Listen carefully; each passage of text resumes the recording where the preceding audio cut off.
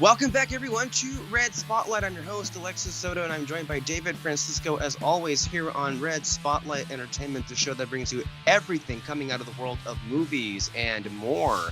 Hold on. Did I ask people if they were recording? Yeah. Okay, just wanted to make sure, because I've been so flippant lately. There was even a point where I forgot my microphone. Okay, so this is the show that brings you everything coming out of the world of movies, and what a big week it was. So many awards have announced their nominees, and award season is off to a bang. And we're also going to discuss two big films from Japan, Godzilla Minus One, and also the latest from Hayao Miyazaki and Studio Ghibli. This is The Boy and the Heron. All that here more on Red Spotlight number 465. And we also have somebody else that happened to creep along and join us. We have been blessed with the presence of the one and only Peter Martinez, who has finally come out of exile. We don't know if that's my name, but yes. I don't know if exile is the right way of framing it.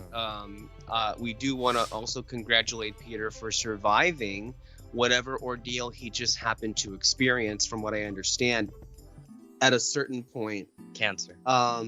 What? Hmm? What did you say? Nothing. Keep going. The fuck is this? Owes us dinner. All right, whatever. It's fine. I'm not. And we're back, everybody. How have you been, Peter? Congratulations, by the way, on surviving, not dying. Right?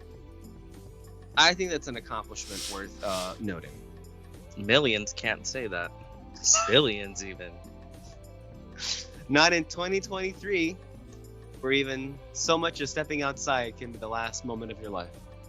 Or inside. Yeah. You can have a stroke and just... Right.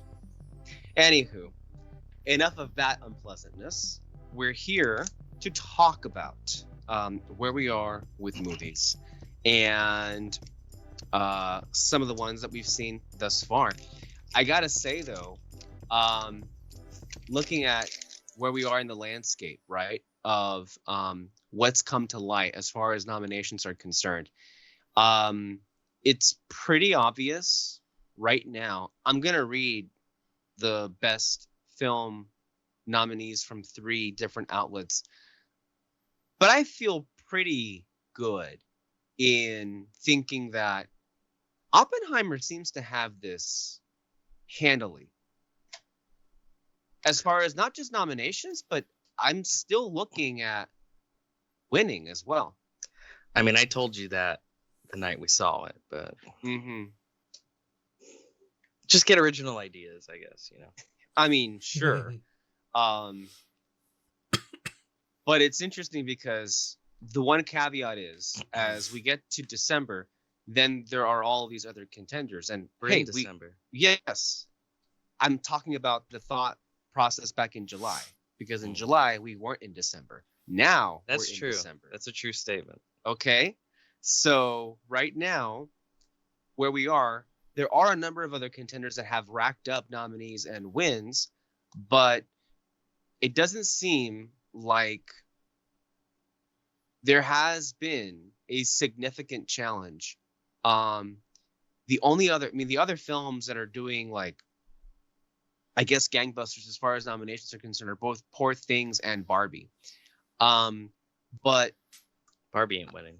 It's not. Is Poor Things? Does that stand a chance? That seems to be the main awards, one. Yes. But I don't know.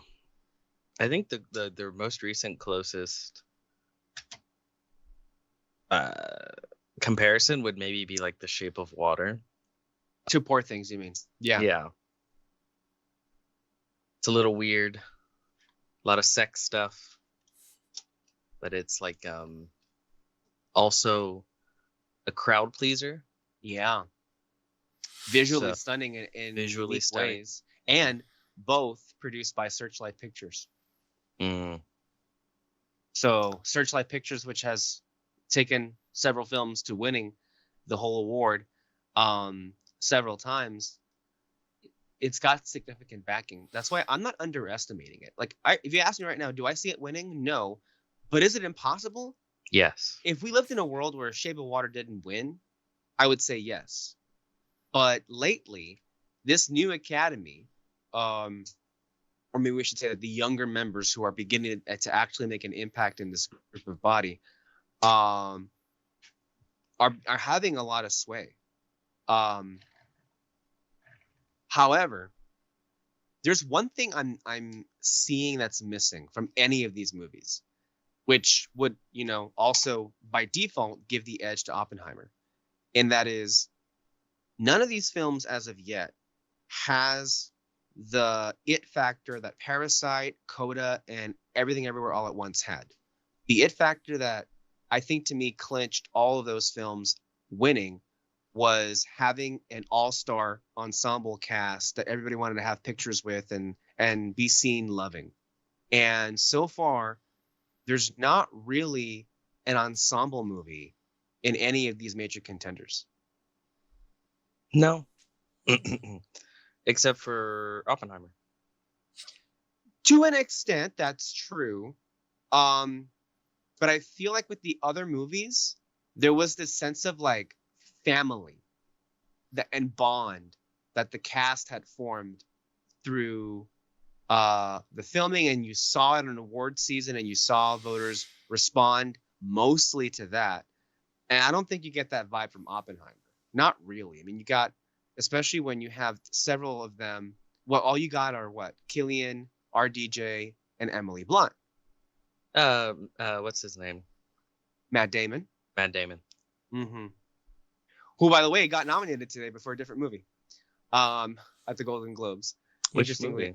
Air. Oh, lame. Yeah, that was a lame one, but a lot of people really like that movie. I don't know what to say, but people really like that movie. So that's kind of, I gotta look out for it, but I'm not seeing any of these other movies that has that cast. So I'm just thinking it's Oppenheimer by the default one. I'm thinking Poor Things could be the dark horse challenger to it. I have a hard time seeing really anybody else win, except, what do you think about American Fiction? Because that seems like a movie that's definitely up their alley. I think it could be a late, what do you call it? A late hour sneak where it quickly rises in the ranks. Mm-hmm. It's been rising these last few weeks. Mm-hmm. Well, the thing is, it's not out yet, so you can't really tell until it's out. I think that's when chatter of it starts to solidify. By the way, Peter, to answer your question, I found out Poor Things did open this past week, but in like a handful of theaters. Mm-hmm. So it wasn't like even a limited release. It was just like an initial, oh, hi. Hi, Tootsie. That's Peter's cat that he wants to show us at this moment. So that's where it is with it, but I can't see any of the other ones. Let's go get into some of these lists and compare, because there's a lot of commonality in a lot of these lists. David, before I read them, do you have any thoughts on what movies you think have the advantage? Do you think it's those? What are your thoughts on movies, David? I like movies. Yeah, well, cool. Yeah, that's good. I mean, so far, I think Oppenheimer just kind of like you mentioned, kind of wins by default, just because it's got a whole lot of things going for it: editing, sound design, cinematography, and all that. I'm rooting for Poor Things. I wouldn't mind. Have you seen it? I haven't, but like, I'm rooting for why? it, and that I'm hoping to enjoy it, and I'm hoping that it'll like catch me by surprise, kind of like Shape of Water, where when I saw it, I'm like, oh my gosh, this is fantastic. I love it. You're into the weird sex movies, huh? Well, if you want that, go see Saltburn while you can in theaters now, and then on Amazon Prime at Christmas. So that's a whole situation. I can't believe Alexis couldn't get herself to go see I that in know. theaters. Dude, literally, no. Godzilla Minus One and Stopper were playing at the same time, and I was like, "Let's go. You go watch this, and I'll watch that. Like, we'll be up at the same time." She's just like, "Nah, I got homework. I'm probably gonna do stuff tomorrow." I'm like, "Oh my god, it was right there." Oh my god. She's a liar. I mean, she wanted to see it. Apparently Mhm. she saw the bathtub scene. Mm. So Well, yeah, it was on the internet. Of course, that was gonna be the first thing put on the internet with that movie. I would think the ending would be the first thing put on the internet. I'm But I'm sure you were hoping. a lot of people would. Mm. So here we go. The National Board of Review, which last year awarded Top Gun Maverick Best Picture and Steven Spielberg Best Director for The Fabelmans. These are they awarded Best Picture this year to Killers of the Flower Moon and Best Director to Martin Scorsese for Killers of the Flower Moon, which I fucking love. I'd love to see more Marty prizes there. Probably not, but there it is. These are the 10 movies that they gave Best Film to, including Flower Moon, Poor Things, Past Lives, Oppenheimer, Maestro, The Iron Claw, that was surprising, The Holdovers, Ferrari, that one is not really registering anywhere else, so that seems to be kind of a blip there. The Boy and the Heron, animated movie in here, and not Spider-Man, and then Barbie. So that was the National Board of Review. Interesting. I always like seeing what they have a little bit different. So they had Ferrari in here. They had Boy and the Heron, which I think is absolutely deserving of a mention besides just animated movie. Then you have the American Film Institute, AFI, which has a lot of carryover with what ends up being nominated at the Academy Awards. So you have American Fiction, Barbie, The Holdovers, Killers of the Flower Moon, Maestro, May December, that's the film with Charles Melton, Julianne Moore, and Natalie Portman, then which just dropped on Netflix this past week, Oppenheimer, Past Lives, Poor Things, and Spider-Man Across the Spider-Verse. This is really cool because, first of all, Spider-Man deserves it. It deserves, honestly, to be on all of these lists. And the reason why it's not is because it's an animated film. And it has that going against it. But I also just think it's really cool that we had two different groups here that had an animated film in their top 10, but they're not the same animated movie, which I would love to see more of in future years. Next, today was the brand new Golden Globe Awards, and they announced their nominees for Best Picture. They have two different categories. They got straight drama, and they also got musical and or comedy. For Globe's musical comedy, they nominated Air, The Holdovers, Barbie, American Fiction, May December, and Poor Things. And then for Globe's drama picture, they nominated Flower Moon, Oppenheimer, Past Lives, The Zone of Interest. That's an interesting one. Anatomy of a Fall, and Maestro. It's pronounced Maestro. Maestro. Okay, thank you. Peter, okay. There's two possibilities here. I think to me the biggest story coming out of the Globes today is the one true bona fide musical was snubbed in Best Picture musical or comedy, The Color Purple. It wasn't included, and they chose to go with Isn't Heron. Wonka a musical? It is, and that also was snubbed. So that's why, and you know what? They may be linked in this way. Shit. I thought it was not. I wasn't listening. Okay. No, it's okay. Wonka and The Color Purple got nominations elsewhere, but they did not get into Best Picture, musical, or comedy. Now, also, yeah, May December isn't a comedy. I mean, I wouldn't consider Barbie a comedy, honestly. It's comedic in tone, but it's enough. not. It's enough. It's enough of. I mean, is Holdovers a comedy? Like, there's compared to like May December. Oh my god. To be honest with you, the film that is maybe the most comedic in tone, based on what I know about it, is American Fiction. That's true. That's true. That seems like the most straightforward comedy. Right. But I think So Barbie is also like, come on, it's a comedy. I buy it. Yeah, if I were to put between drama and comedy, I'd put it in comedy. But to me, it's more of a dramedy. But there's no category for that, so I'm not going to go there. But yeah, I haven't seen May December. It didn't strike me as a comedy when I saw the No. Yeah, trailers, the concept of it doesn't sound like a comedy at all. which I really want to see, and I might see this weekend. And we're gonna do a review on it pretty See soon. it tonight. It's on I Netflix. could. Well, yeah, I want to see the Paddington films before I see Wonka this week. Oh. Yeah, I need to see. I haven't seen. Oh, they're either on Hulu. Paddington. Yeah, I gotta watch Paddington movies for sure. Wait, you haven't seen them at Um, all? I haven't seen them Oh my ever. I God. know. I'm trying to convince so- Ellie to watch it. No, I mean, if she's gonna watch Wonka, she needs to watch the Paddington movies. Okay, it's the same director, so I want to, and I also need to see before I see Poor Things. I gotta see The Favorite. I haven't seen The Favorite from Yorgos Lanthimos so many years ago. I don't know. The Favorite was my favorite of his films. It's also probably because it's the most Accessible. accessible. Mm-hmm. And maybe But entertaining. that one's funny. I could see them putting that one in comedy. So, yeah, May December may be an outlier here, but I gotta ask you this central question. They watched the movies. They nominated Timmy for Best Actor in a Comedy or Musical, and they nominated Fantasia and Danielle Brooks for Color Purple. So they nominated them for performances.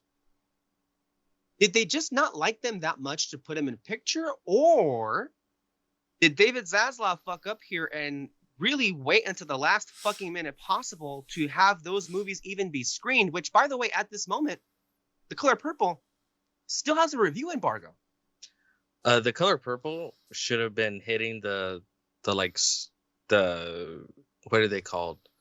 The circuit, not the circuit, not the press junkets, but like the screeners, the festivals. The festivals. It should have hit the festivals months ago, right? In September.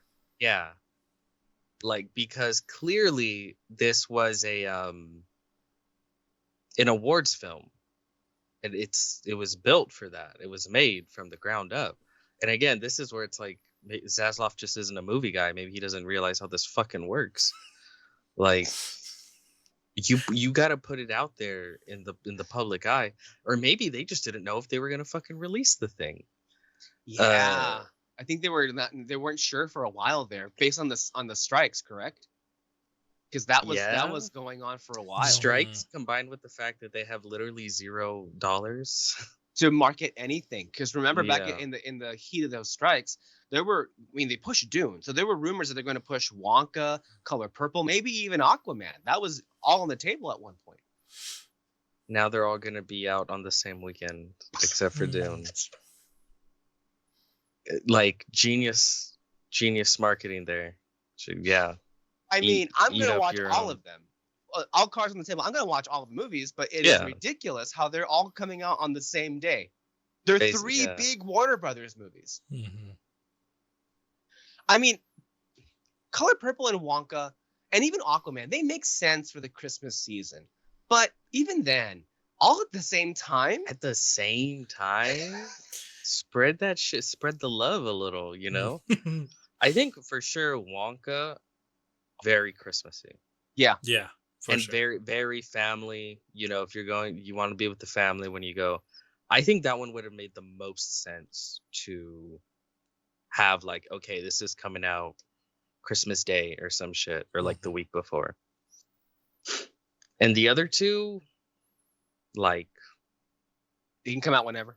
Yeah, like maybe Color Purple beginning of December. Then have maybe even January. But then if you do January, Aquaman at that point, you're waiting. No, you can't do January. But yeah, that's how I think they should have done it. But yeah, it seems like Color Purple is getting, it's just getting a shit rollout. That's the thing, because here's, and I have to remind people, it's all about timing and it's all about perception. And even these Oscar prognosticators, you know, even though they tell us these things, sometimes they just they forget certain things. I think there's a possibility.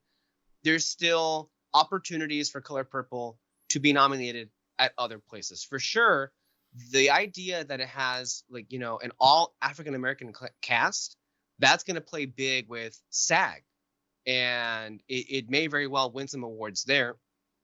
And maybe even because it is being a musical, of course, the Oscars do like musicals. They But just see, yeah. this is where box office really would help.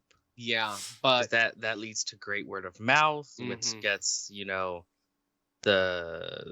was gonna say newspapers. They're not newspapers anymore.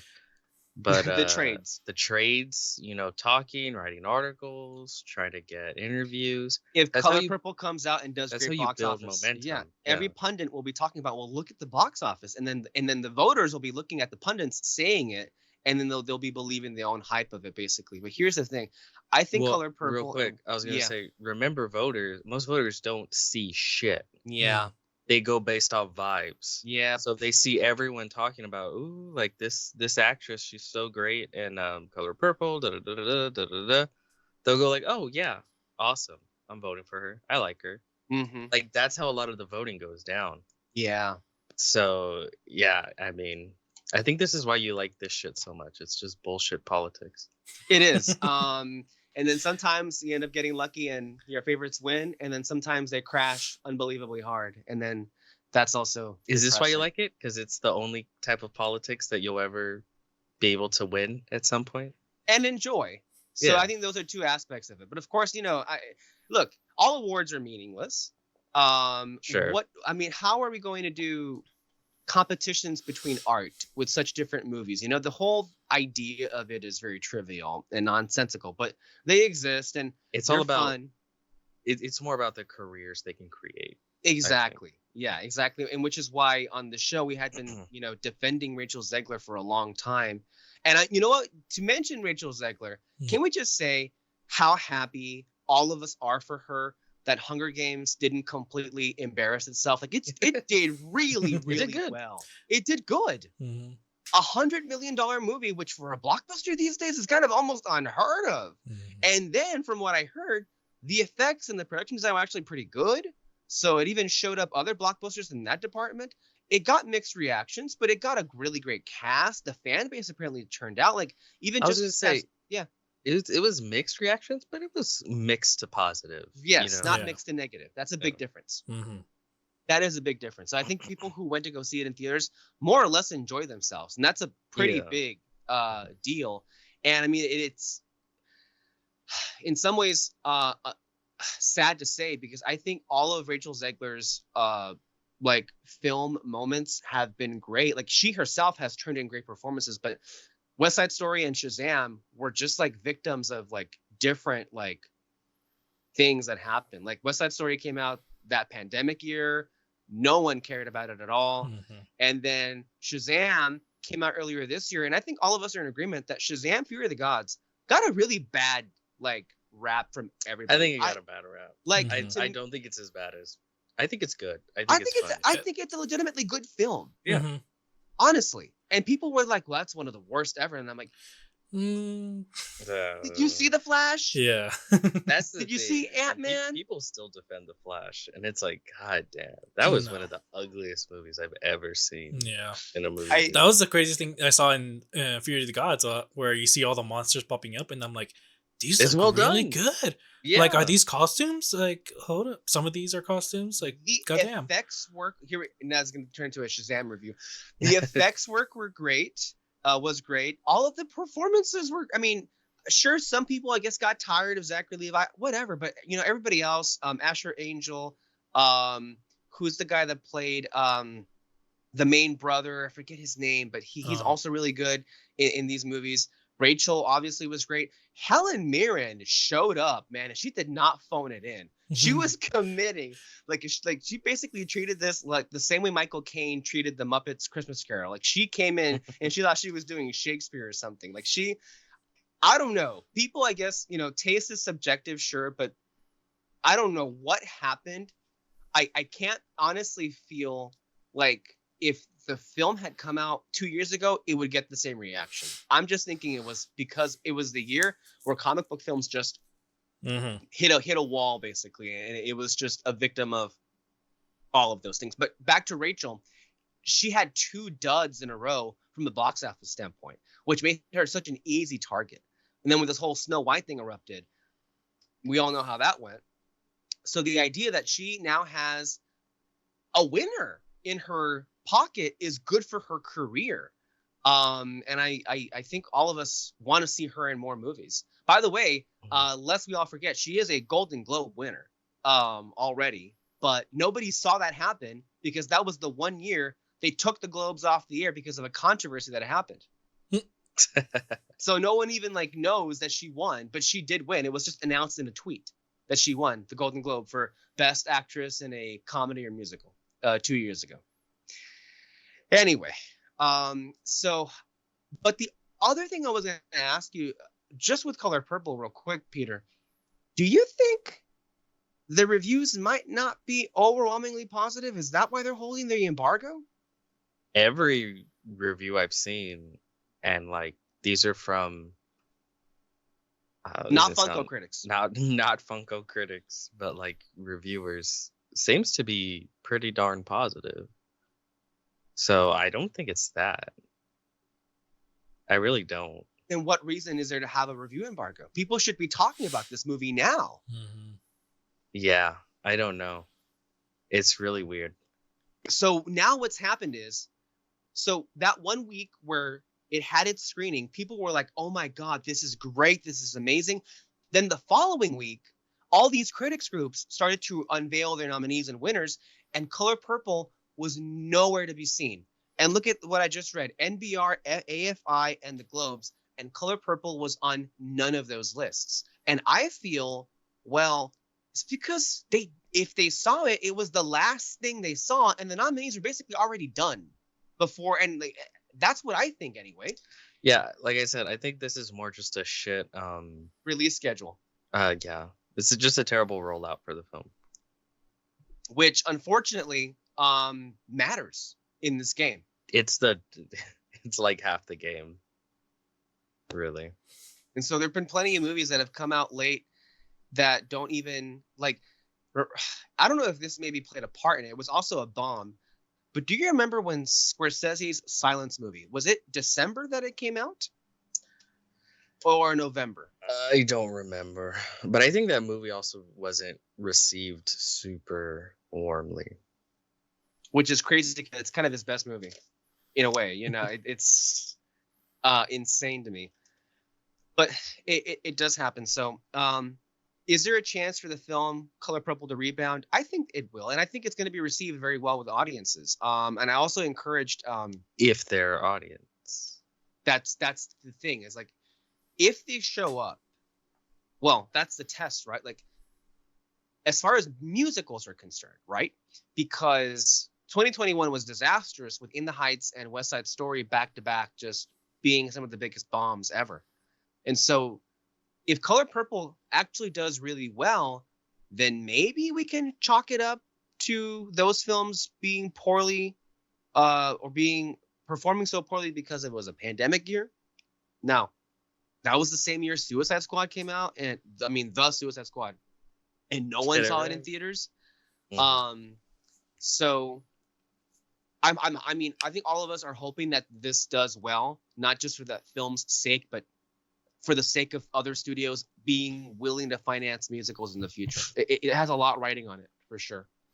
And but what you were saying, if the box office isn't good, it's kind of done probably then in this awards race, because you know, sometimes if your film is perceived to be a box office dud, they will just cut you loose. I mean, ultimately, that's more than anything else. That's kind of what hurt Spielberg and The Fabelmans, right? Is that nobody watched it. Yeah. And if there had been an audience that came out, remember, it only made 15 million in the States. Like, it was, no one cared. So if people had come out to see that, it may have done better along the way. But that just didn't happen, alongside other issues, of course. But real quick, I did encourage both Alexis and David to take some time and watch the original Color Purple from Steven Spielberg. And it'd be a really nice, I think, compare and contrast. with this new movie, because this new one is obviously a musical. And then also for listeners and viewers, we will be watching Wonka this week, and so next week we'll have a review on that movie. And it's one that it's a curious one, because there we actually have a Willy Wonka film that's not entirely crap and actually pretty good. And then the other thing is, could we have a movie that ultimately is very good, but then a performance that could be quite polarizing? Because I know that Peter particularly had a really strong reaction to the clips released of Timothée Chalamet in that trailer. No, yeah, he and I were both kind of like, Chalamet is probably miscast in this. But the more I see the trailers, the more it's kind of growing on me. Not his You're performance. getting used to it. Not so much his performance, but like the movie itself. I'm kind of like, okay, it's the guy who made Paddington. Like, chances are I'm gonna enjoy it. And like I said, the more I see the trailers, the more I'm kind of like, there's gonna be some things I'm probably gonna like get emotional. But it's Chalamet that I'm kind of worried about. Interesting. Okay. The other thing is this. How strong or how seriously should we consider, we talked about Oppenheimer, we talked about American Fiction and Poor Things. How seriously should we take Killers of the Flower Moon as a contender for picture or director? I think he should win for director. Just it might. It's not going to, but it might. Well, the thing is, it's not just those two categories. The biggest, I think, or the likeliest, in fact, category it has a chance at winning is Best Actress, as a matter of fact. And it has a damn good chance at Best Actress. It's pretty miraculous, because, and I think all of us had good reasons to be upset with the idea of Lily Gladstone throwing away an easy win when she switched from supporting to lead. And yet, the critics have really showed up for her. She has swept all of the critics' prizes these last few weeks for Best Actress. Best Leading Actress, I should say. Only one, the Los Angeles critics, were like, no, you're in supporting, and we're actually going to give the award to somebody else. But all the other ones put her in lead, and she's won lead. And so right now, Lily Gladstone has the momentum on her side. Like, the critics are like really boosting her up. And I could now see a possibility where she could be a favorite to win for Killers. And that might be its only win. But if Lily continues to sweep, I mean, Killers has won at New York Critics. It won here at NBR. For the record, so did The Irishman a few years ago. So it could be just the Marty love factor, and it may not be as widespread. I don't know. But for some reason, I feel the Globes are kind of, for me, going to determine it. And even if we get to the Globes, and if Marty wins directing, and if Killers wins picture, I'm still going to be, well, Oppenheimer's still going to get it. But if Oppenheimer wins both outright on Globes night, January 7th, it's it. That's it. It's over. It's going to just steamroll all the way through the Oscars. But I guess to me, more than like, is Killers an actual challenger, is me like, because remember what the Globes did last year. Globes did not award the eventual Best Picture winner. They awarded both Banshees of Inisherin and they awarded The Fabelmans. Martin McDonagh won Screenplay, and then Banshees won Picture, Comedy, Musical, and then Spielberg won Director, and then it won for Picture, Fabelmans. So if any of these groups are going to do it, I think it may be the Globes, because Marty has already won Best Director at the Globes 3 different times. So if he won again, this would be his 4th time. Whereas Nolan has only been nominated 3 times and has won 0.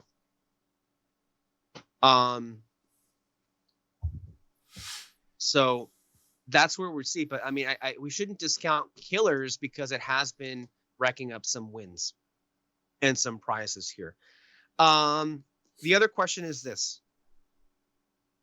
Past Lives has continued to stay in this race. And I'm very happy to see that because I love that film. And I know Peter hasn't seen that movie yet, but you should absolutely make it a priority because it is one of not.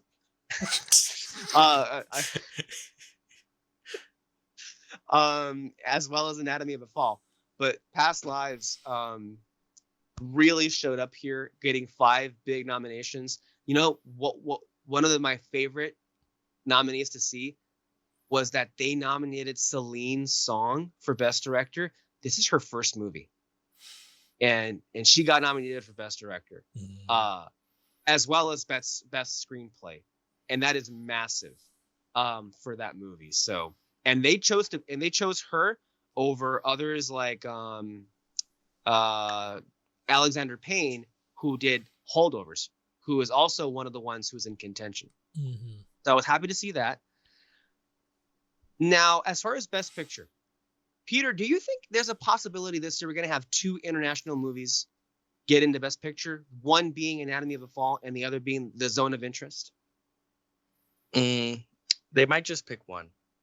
They usually just pick one international. It should be both, though. Zone of Interest, for people who may not be aware of, because we have discussed Anatomy. We have a review on it on the show. But Zone of Interest, for those who are not aware, is kind of a tough sell for people to watch because it's about Nazis going on vacation, and their vacation home is near a concentration camp, and you hear a lot of the sounds from that concentration camp throughout the movie. By the way, David, if you didn't know, Sandra Huller, who played the main character in Anatomy of a Fall, is also in The Zone of Interest. So just a little bit of a connection there. But the thing is, The Zone of Interest just felt like a tough sell to get these people to actually watch it. And it hasn't actually been doing all that well with the critics, but it actually showed up to play at the Globes today. So there's a possibility, but if it's not if it's not The Zone of Interest, is it really going to be May, December as a last movie? It could be. Because again, this is where we're talking about if you get that word of mouth, the rest of the Academy listens because it dropped. No one was fucking talking about it before it dropped. It dropped, and it people started talking about it online, everywhere. It really hit with a lot of people, and there was a lot of discussions on it. So then guess what? It's getting talked about along with all the other films much more than it would have, a million times more than it would have had it not gotten that kind of word of mouth. So yeah, that's how it works. Also, what have you guys made of Boy and the Heron and Spider-Verse trading wins from these critics groups? Like, you get one and you get one and you get one. Like, we have an actual race for animated feature this year in that I can remember. Like, I can't tell you. I would assume that Spider-Verse has the edge with the televised shows, but then again, does it? Like, it's a Miyazaki movie and it's cleaning up Boy and the Heron. What do you guys think? I mean, I'll just say my personal opinion. I think both should be included for Best Picture. I would nominate them both in a heartbeat. That's not going to happen because they're animated movies and they don't take animated films seriously. But I don't know. This is going to be a fun season where they're going to be like trading wins. I don't know which one's winning the Globe. I would assume Miyazaki's winning the Globe. But it also could be Spider-Man. And by the way, they both ended up getting nominated for Best Original Score as well at the Globes, Boy and the Heron and Spider-Verse, which I'm very happy for both Joe and for Daniel because those are their first ever nominations for score. And does anyone doubt that Daniel Pemberton did not absolutely make the best score of the year? Like, have you seen these last few weeks, there was clips that came out that part of the campaign for Spider-Verse is they have Daniel Pemberton with a full orchestra performing the whole score. And they're like footage that came out of him doing the music. The whole movie. Yeah, but from the ending of the movie where it really ramps up and it has that crescendo. Like, to me, talk about, can I just say, this has been an amazing year in film. like these last 2 years, but this one specifically, and then also the endings to all of these movies are like hitting really, really hard. Mhm. So I'm just like, as a film fan, I think we're eating really well with 2023. It has been exceptional. So it's not like any of these are like lacking. And this might end up being the first time we get a 10 movie set of nominees that doesn't include a Coda, a Green Book, a Bohemian Rhapsody, a Vice, a Don't Look Up, The Big Short, a Revenant. Like, we actually might have films here that for the most part are like, yeah, those are the ones, and they're all great. So we're gonna keep an eye out for that. Other nominees, I was happy to see that the Globes did not disappoint in their Saltburn love. They both they gave nominations to Barry Keoghan and to Rosamund Pike in actor and in supporting actress, and that was hilarious to see. And Jennifer Lawrence got in for No Hard Feelings, and she was hilarious in that movie if you haven't seen it, so good for her. Willem Dafoe got in for Poor Things, and he has not been getting in a lot of these places. So are we looking at a possibility where both Mark Ruffalo and Willem Dafoe get in for Poor Things come Oscar nominations morning? No. I mean, I don't think so, but I mean, one can hope. Mm. And Dafoe has gotten in before at films that weren't considered big contenders. So who knows? He is, I think, somebody who is, I think, really appreciated in this group. Oh, yeah. Didn't he get in for At Eternity's Gate? How should I fucking know? I don't know. Why am I asking you? I shouldn't be asking you at all. And then Barbie got in for all 3 of its songs, which cannot be repeated at the Oscars because only 2 can get in. But Barbie got in for Dance the Night, I'm Just Ken, and What Was I Made For? The Super Mario Brothers song got in, and I'm like, no, I'm that's sorry. not really a song. Here's the thing. People fucking love it. So I be know. prepared for that Oscar nom. It's barely a song, Be though. prepared for Jack Black to perform that live. If he plays it live, I would love that for sure. But It's I think gonna more happen. than anything, I would rather have it be for score than for original song. But God, that's hilarious. None of the Wonka songs got in. None of the Color Purple songs got in. None of the Wish songs got in. Yeah, like I said, Wish least not favorite even soundtrack, the NSYNC reunion song from Trolls got in here. Good. Oh, that one's.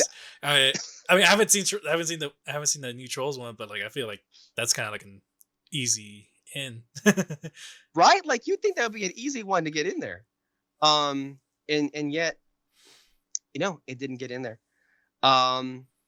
So what's winning? I'm Just Ken, or What Was I Made For?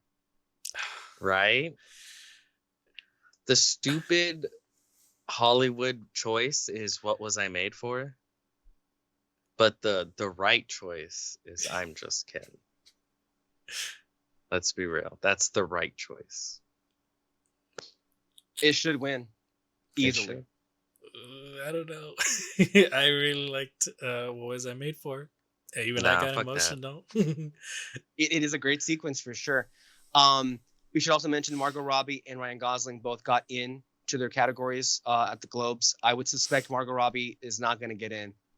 We'll see depending on how weak Color Purple is, but I don't think she's going to get in at the Oscars. But Gosling will. Do we think still RDJ has this, and this Charles Melton thing is just a phase? I don't even know who that is. Charles Melton from May December. He's been winning all the critics prizes. Oh shit! I don't know. Because I would think RDJ would have this, but at the same time, people are saying Bradley Cooper is going to win over Cillian Murphy for Best Actor. Bradley wants it more. That's for damn sure. And he's campaigning. He's campaigning for it. He wants it really, really bad. And one thing that was surprising, Bradley, this will not repeat at the Oscars because they don't like actors and directors. But that's their whole thing. But Bradley got nominated for Best Director here at the Globes for Maestro, which I don't think he got. Maybe I have to check that up. I'm not sure if he got in for Star is Born. So just to keep an eye out for that, because I'm not sure anymore what's going on. But CC, I think like last year, Everything Everywhere All at Once won 7 Oscars, and it won 3 out of 4 actors. I don't think it's impossible that Oppenheimer, I'm not saying it's likely, but it's not impossible that it wins picture, director, lead actor, and supporting actor.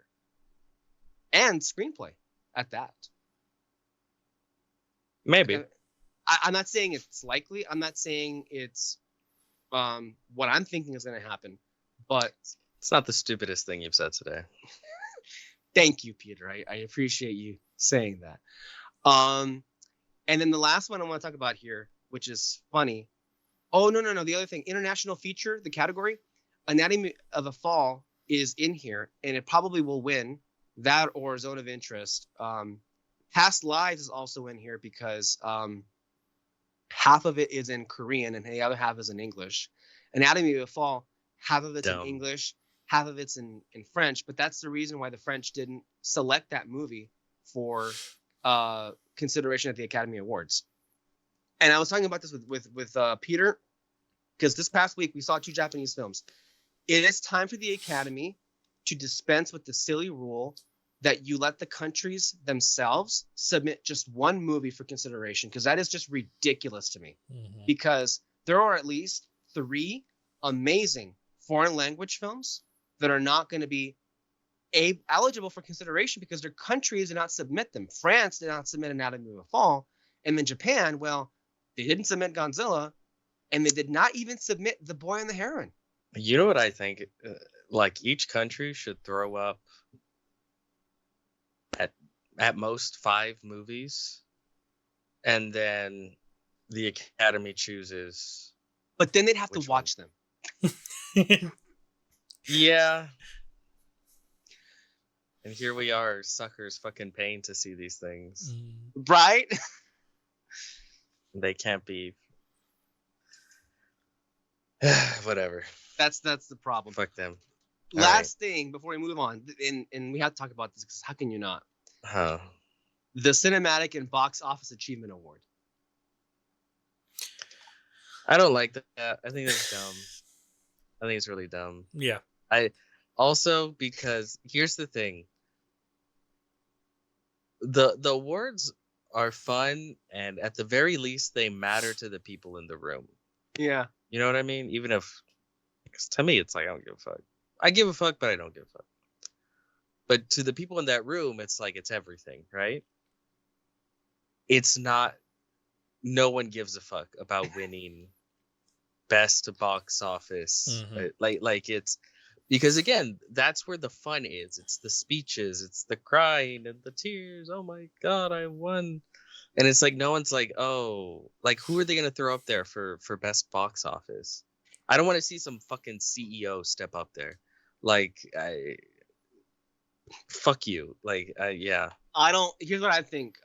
Clearly, and this has always been apparent from the day that it was announced. This category only exists so they can give Barbie an award. Mm-hmm. And Greta Gerwig and maybe even Margot Robbie will be those people that come up and give speeches. That's why this is even here. You think they give a fuck though about winning that award? Maybe not as much as the actual like the real categories, but they'll go up there and say a few words. Sure. It's the equivalent of a participation trophy. I forgot to mention Greta Gerwig also got nominated for Best Director here for Barbie. And we were like a few months ago thinking, is that do we think now that Greta will at least get nominated for Best Director at the Oscars? I can see her getting nominated. Yeah. I think she's getting into that safe territory, which I'm happy about because what she did was kind of impossible. Anyway, with pulling that movie together. But real quick, the nominees for Best Box Office Achievement: oh my God. Barbie, Guardians of the Galaxy Volume 3, John Wick Chapter 4, Mission Impossible: Dead Reckoning Part 1, Although Didn't they should even make that much money, but okay. no, Mhm. no. Oppenheimer, Spider-Man Across the Spider-Verse. See, Just- this is also why I think this is stupid. Because wouldn't you just go by whatever made the most money? Yeah. If this is an achievement in box office? which is why it exists, right? Because Barbie made the most money. There it is. Okay. That's why it's here. The other two nominees, which I think are hilarious, the Super Mario Brothers movie, and then finally, last but not least, Taylor Swift, the Eras Tour. Oh my god. It did make money. So if they I- want to give Taylor Swift an award, I think she'd show up for that. Yeah. So all I just say is, with the exception of maybe one of them, I think there are no bad movies here, which is what I would hope for. Yeah, but who cares, right? Yeah, you shouldn't care. But if you're gonna have this, at least have good movies be nominated. I think it's nice to have Mission Impossible just be given a shout out, because I love that movie, but no one saw it.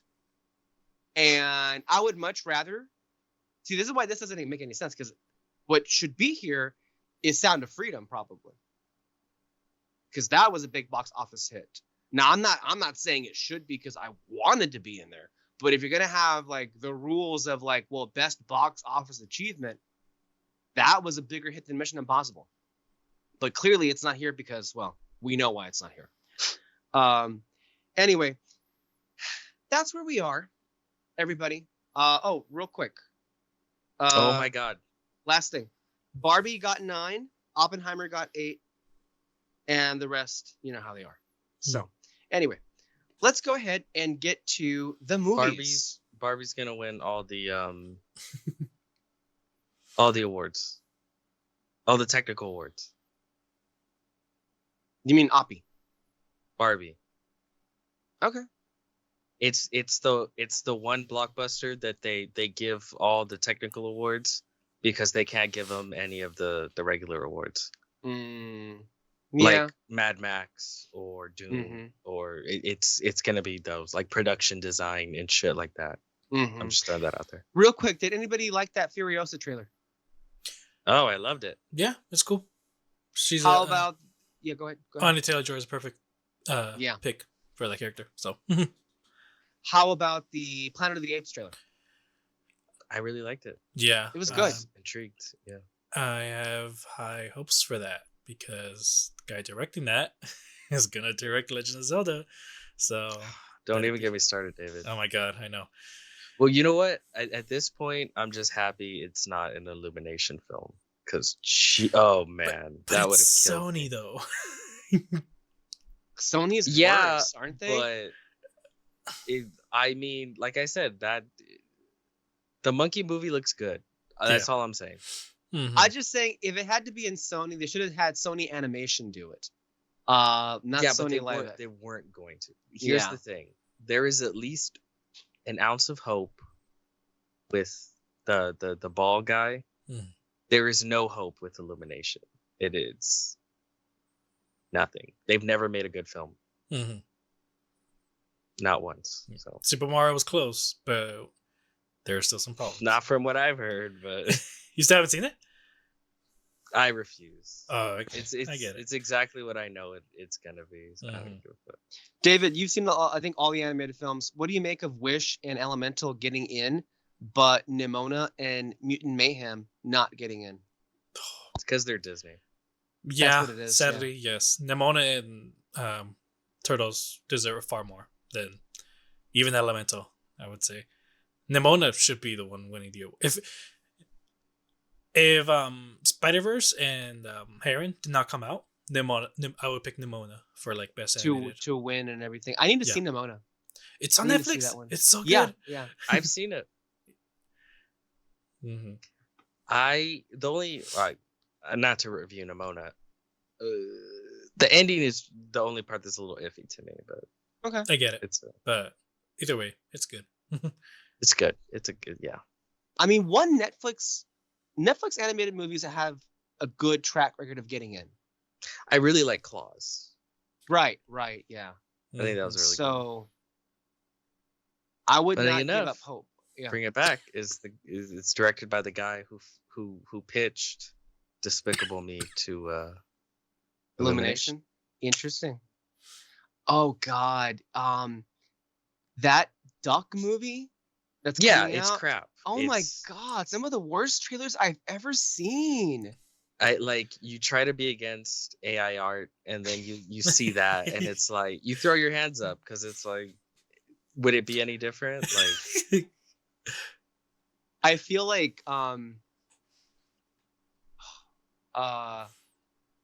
what's his name? Oh God, what is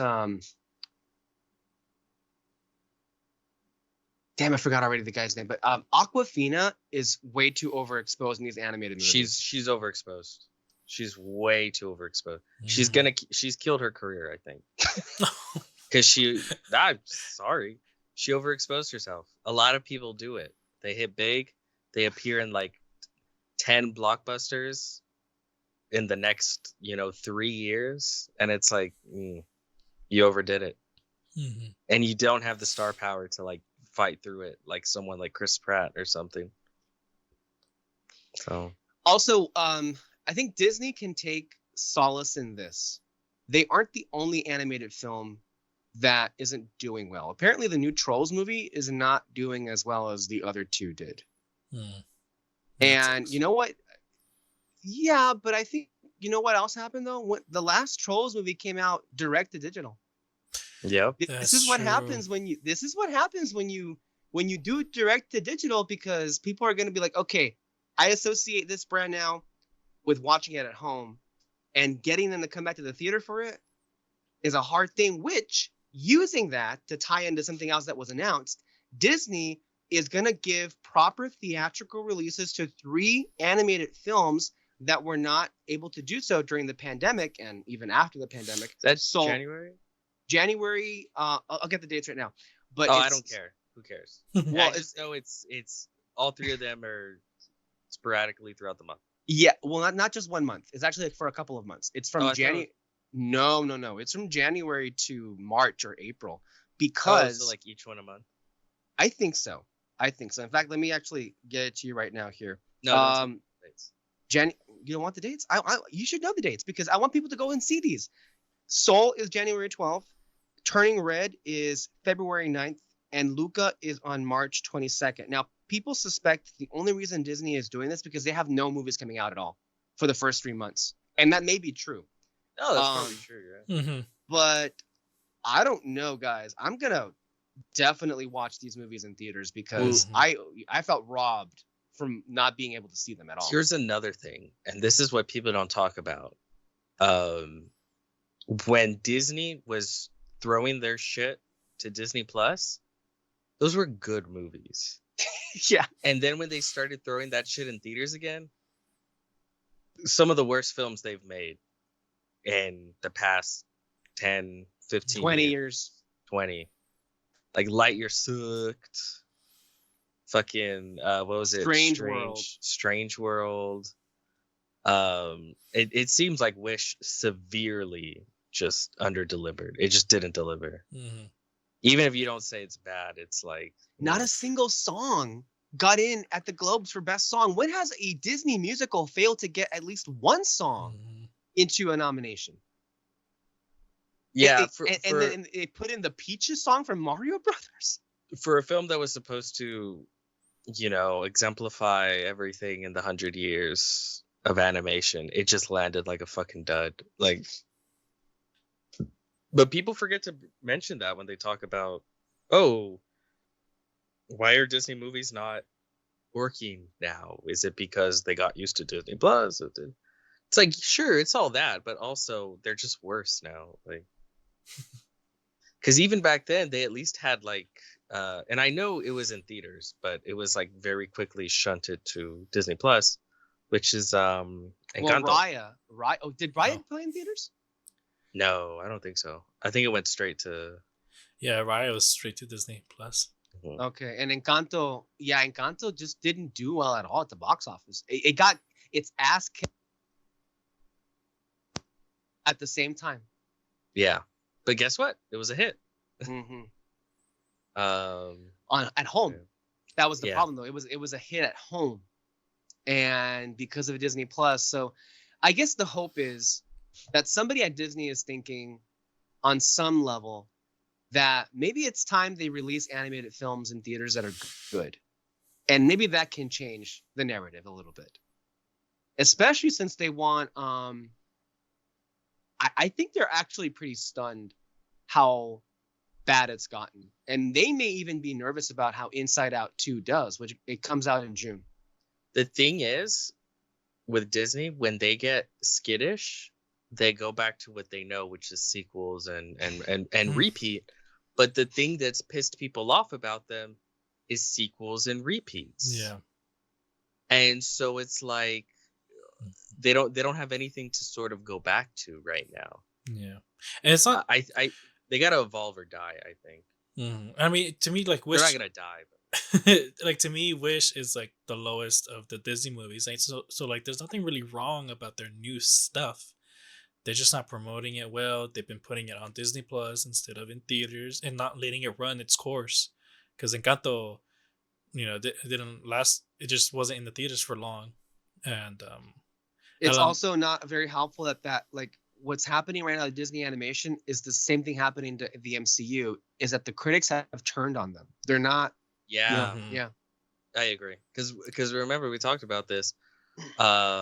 You look at the reviews for some of those Marvel movies when they were hitting, fucking ridiculous. Yeah. They did not deserve the praise. The praise.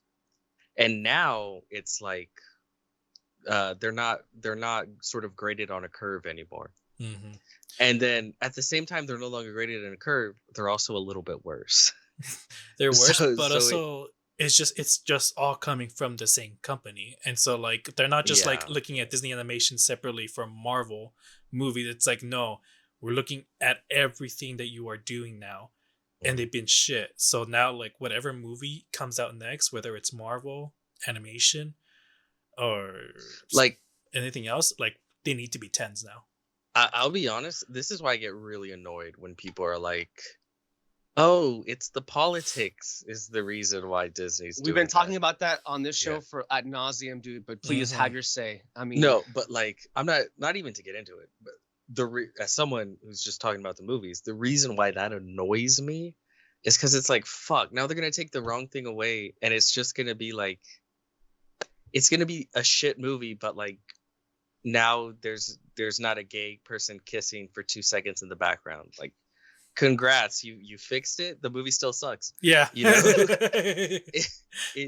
that's what like if you remove that lesbian kiss in Lightyear, it doesn't magically make Lightyear. I forgot that even happened. Yeah. Remember when that was a fucking thing? I mean, I forgot the movie. I never saw it, and I already forgot it. Oh, that's right. You haven't been watching them at all lately, have you? I refuse. Yeah. It's the same reason I never saw Ant-Man. I never saw Captain Marvel. It's like, fuck them. Like, they suck. Like, I'm not.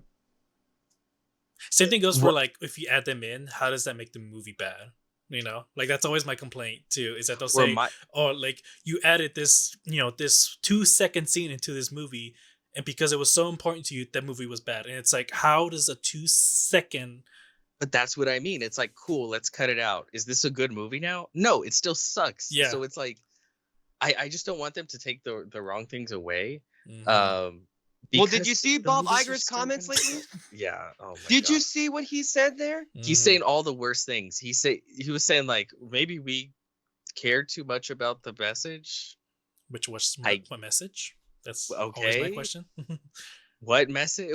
What was the? Okay, whatever. But like, yeah, what message? And then his other comment where it's like, oh, the issue with a lot of these are the reasons our movies have been failing, our blockbusters, is because we weren't able to throw enough executives on set.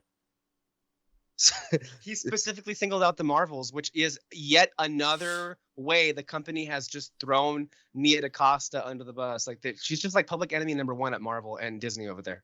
But the idea that no, the issue with the Marvel movies is that there isn't enough executive oversight. We need more. That's how it'll make the movie better. It's just like, okay, cool.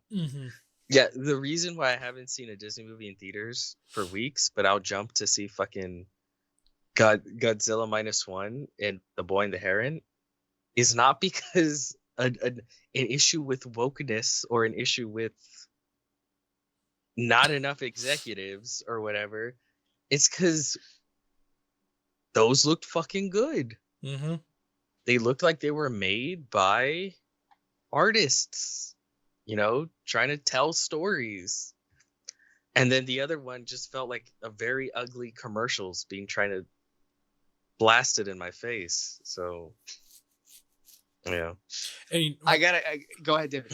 what's so funny about like what we're talking about right now, we're basically saying the same thing as like the people who like hate the wokeness are saying. Like But we're not, because it's not because there's a gay person there. I know, but it's like we just keep going to different directions in it though, because like you mentioned though, it's like I want to skip Marvel movies and Disney movies because the other movies are more interesting. They seem more important. They seem to like care about the story. That's literally what the people who like hate woke who hate the woke stuff are saying, but they lead it into like, why are you pushing gay people in front of the screen? Why are you pushing women in front of the screen and all that? But we're just kind of like, your movies suck. That's all it is. But the difference is because those people are they're being cynical. They know what they're doing. For sure. They're doing it for. Well, let's be fair. They're co-opting. Some of them are just stupid, and they're co-op. I don't think so. No, I Listen, think. The major ones? Not the people. No, not the major ones. People online are on Twitter. Well, let me finish what I was gonna fucking say, bitch. All right, go. The people on YouTube and the major people who will say stuff, who've made a Geeks career off of it, sure. But the people who've made a career off of it, it's very cynical. Like, I don't even think they believe. By the way, we got a comment lately about what we meant by the anti-woke mob. This is it. Name them. Oh no, I don't believe in wokeness. Do not tie me to this other person. Just because I'm part of the show does not don't tie me to them. Okay, I MCU. No, but the people that like complain about like, oh, the wokeness is killing our movies. The ones that have like their big channels, it's all cynical. It's for money. It's bullshit. Like it doesn't really mean anything. Mm-hmm. But the people that watch it, I genuinely think it's just about like the death of media literacy. I think people watch a movie and they don't like it, and they're angry about it, and they don't know how to convey that anger. They don't know how to like properly why they're angry. So then they'll go on YouTube and look up, like Star Wars bad. And like the first videos they get are talking about like, well, the reason Star Wars is bad is because of Brie Larson somehow. And then that gives them an outlet to be like, oh, that's why the movie's bad. Okay. And then because you'll see a lot of people when they start, that's one of the annoying things. You'll see them talk about movies and say why they think a movie's wrong or right. You're like, oh my God, like I've heard this, what you're saying word for word 500 other times, because like 500 other people heard one person say this and then just went okay, and then just repeat it. And I really think it is people not being able to sort of engage with film and really get to the heart of why they think a movie is bad, or why they think, and it's a lot easier to just go like, oh yeah, wokeness and stuff. And that's why I think also in large part you see the large public interest in film and the future of film is just not there anymore because of that. People have lost the ability to interact with the fucking text, basically. And because they do that, they're not going to care as much about movies, which is why box office receipts are down, which is why ratings for award shows are down. It's like, there's a lot of reasons, obviously, but it's like, who's going to care about what's the best in film when you don't care about film in the first place? And by the way, I think one of the biggest, there's many examples, but easily the biggest example of why I think these people, the big channels, are knowingly cynical is the way they reacted to Barbie. Before Barbie came out, it was like, oh, it's going to be a man-hating bullshit, woke, it's going to fail, go woke, go broke. And then it was the biggest movie ever. And then it's like, well, it's technically not woke, because it knows it's woke. Like, I saw some dumbass excuses, but because if your entire thing hinges on go woke, go broke, and then you have all these movies that are technically that they would consider woke had they gone broke, but they didn't go broke, so they can't consider them woke, like Spider-Man Across the Spider-Verse, like Barbie, Super Mario. They were like, oh, did Super they make Mario. Peach? They were ready to skewer it alive, and then it made all the money. So it's like, well, we can't call it woke. Guardians. Wait, did that happen with Guardians? I don't remember. I don't know if they did, but Guardians is woke. I guess by their definition of it, it's not overwhelmingly so. But I think PETA literally gave James Gunn like an award. I think I saw that. Yeah. They did, yeah. So it's like, yeah, it's cynical bullshit, right? And for me, obviously, I don't like it because it's like it's just a way to create more homophobia and misogyny, transphobia, and all that. Transphobia, all that, yeah. Yeah, but if it's like, it's also if you care about movies, it doesn't get to the heart of what makes a film good or bad. It's kind of just bullshit snowflake crybaby. Like, it didn't have my politics. But then, like we said, even half the time, that's not even the issue. It's just like a character had purple hair. It's embarrassing. It is. Right now, the ones that are getting it really bad is Doctor Who. Oh, yeah. Oh, I heard. Because now that we have, there's a black doctor now. They had Is he a gay? He actually might be, but oh no. They supposedly, one of the old ones that came back, there was a hint that he may be attracted to men now. Oh no. Well, no, that was confirmed in Capaldi's last season. Oh, that's right. Yeah, yeah. Oh, was it? Yeah. He said the Master was his first man crush. And then no. There was a clip that I saw back when Andrew Garfield was on the show back in season 3, and the doctor was like saying to him, "You can kiss me if you want to." So maybe he was just there the whole time. We just didn't even see it. Here's the thing: if this is some like eternal being, like millions of years old, he's a billion years old. Yeah, why in the fuck would he be straight? Like, let's be real. Like he would have zero hangups about anything. Like, he has seen the craziest shit in the universe. You think a trans person is gonna throw him off? You think it's gonna be something where he's like, "Whoa, this just what is this in front of the children?" Like, no. But in all seriousness, those 3 specials that were just released of Doctor Who, it was a great, I think, were showcase. They good? They were actually really good, but also on top, I mean, these are the first good episodes in a long time, but at the same time, they were a great showcase for the power of representation. Because you had like a trans, you had a trans character here, and then you even had one of the ones that I guess it's not as popular to. I don't know if you noticed this, David, if people were actually going after the character who was disabled, but there was one character who's in a wheelchair. And there was even a scene where they actually made the TARDIS wheelchair accessible. And it's like, if you're somebody who is disabled and you're looking at that, that's amazing. That's awesome. Even the new Doctor, this is the first, this is the first official Black Doctor. There was another one that I don't consider her a doctor, but you have no idea. Okay, I don't care. It's Doctor like is. Yeah. It's the whole thing and everything. But I mean, this is, as long as they don't have genders. I find it crazy how this whole woke mob is going after it now, after what, years of the Doctor being changed from a man to a woman. Like, no, they went after it then too. Yeah, they did, but it feels worse now somehow. That's the thing. It feels That's even true. more stupid.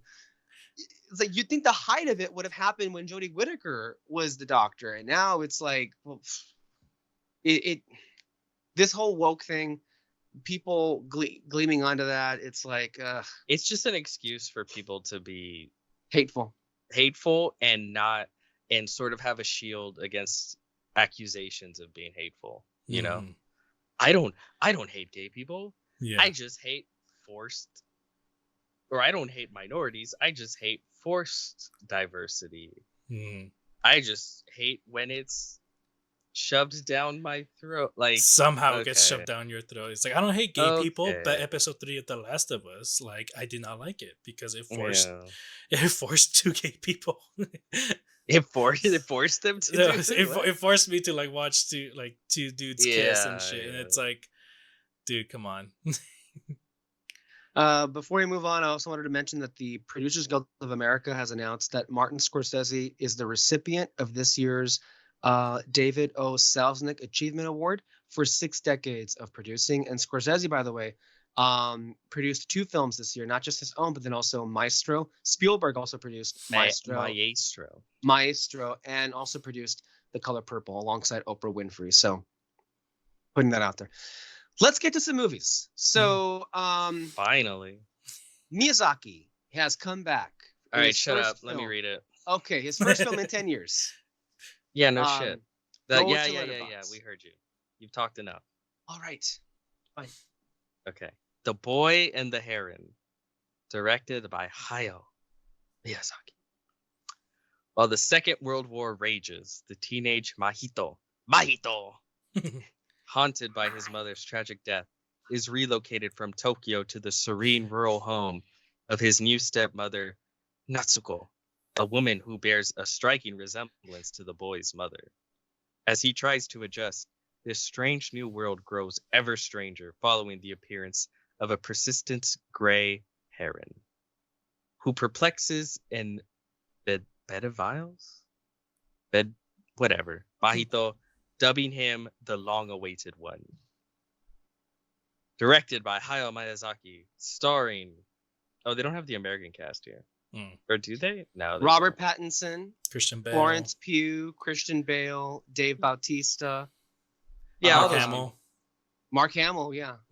So Florence Pugh was a big surprise for me, and like as soon as I saw like who she played, I was like, oh, of course she did, man. Yeah. Peter was surprised that Florence Pugh played both versions of that character. It wasn't just... Yeah. Wow, that's awesome. Holy shit. So, you just found out yourself. Yeah, I just found out. Yeah. That's awesome. Mm-hmm. No, I gotta say the voice cast here is pretty incredible. It may be, and people have been saying this is one of the best dubbed Miyazaki films from that standpoint.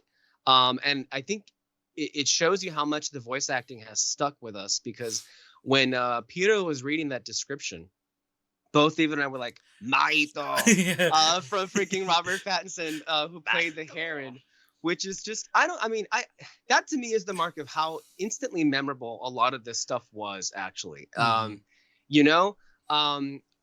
We have different, I think, overall feelings about this particular movie, but I just think, to me, it's really cool that we have a film like this that is actually, I think, really challenging. It's not as accessible to mainstream audiences, and that we can actually like talk about it and pick it apart and like see what each person, comes away with feeling of it. This is a film, I think, more than anything, it's about feeling than,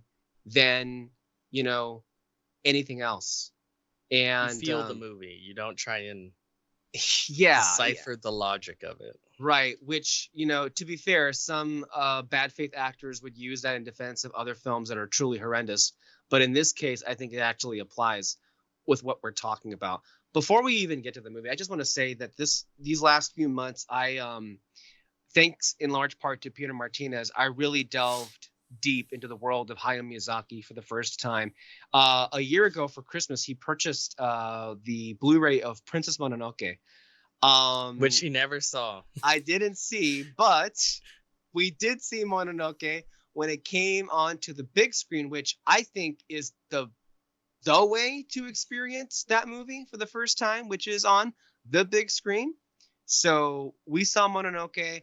I had previously seen Spirited Away. That was the only one I had seen before the fact. So I saw Mononoke.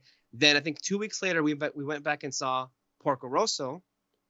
And then you became unavailable and we couldn't do the rest of them. But I went back and I saw Wind Rises, Howl's Moving Castle, Nausicaa Valley of the Wind, The Castle in the Sky, Damn. Ponyo, Bitch. the Secret Life, not the Secret Life. My Neighbor Secret Life Totoro. of Pets. No, my He Neighbor directed Totoro. that with. My Neighbor Totoro and Kiki's Delivery Service. So I went back and watched all of them in the next few weeks because that's how obsessed I was with this person and the art that he was making. And I just got to say, it's like, as somebody who has had a really polarized point of view of what animation was always supposed to be, and thinking that Disney was like the one that can most make claim to what animation was. And this is me from like 7-8 years ago, not me from now. But just watching these movies, like, not only do all 11 of his Studio Ghibli movies stand as among the best animated films ever made, but I just think generally these 11 films are among the very best that ever will be made. And I think you can make a reasonable argument that Miyazaki has not made a bad movie out of these 11. Yeah. Which is funny because I'm of all of us, I'm the least anime oriented. That's true. That's true. And That's very true. I was the one getting you to watch Yeah. Studio Ghibli, which is very funny to me. And yet this is where we are. Mhm. And, you know, what I've learned is, like with anything else, people have quite polarizing points of view about like which ones are their favorites and which ones they don't care about. Generally speaking, everybody knows going into it that the three people I think talk about the most are Spirited Away, Mononoke, and Howl's Moving Castle. Mhm. And I think in large part because they came out in the late 90s and the 2000s. So that's the ones that I see of that gets the most fanfare. But to me, I got to say, the ones that really touched my heart the most in different ways, mind you. And that's the thing about Miyazaki films. They have similar themes, but they're all kind of different as well. I really like vibed with Kiki's and Porco Rosso and The Wind Rises. That movie, especially, people don't talk about that one a lot. Up until recently, that was the last movie. But that one devastated me. That was beautiful, beautiful movie, but a heartbreaking film as well. And even the ones that I wouldn't say that I like, even the ones that are at the end of the pack, I still really liked.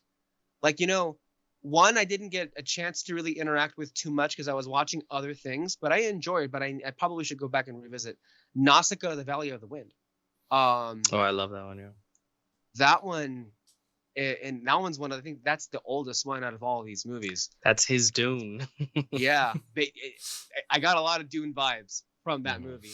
If you've seen it, David, which ones have you seen?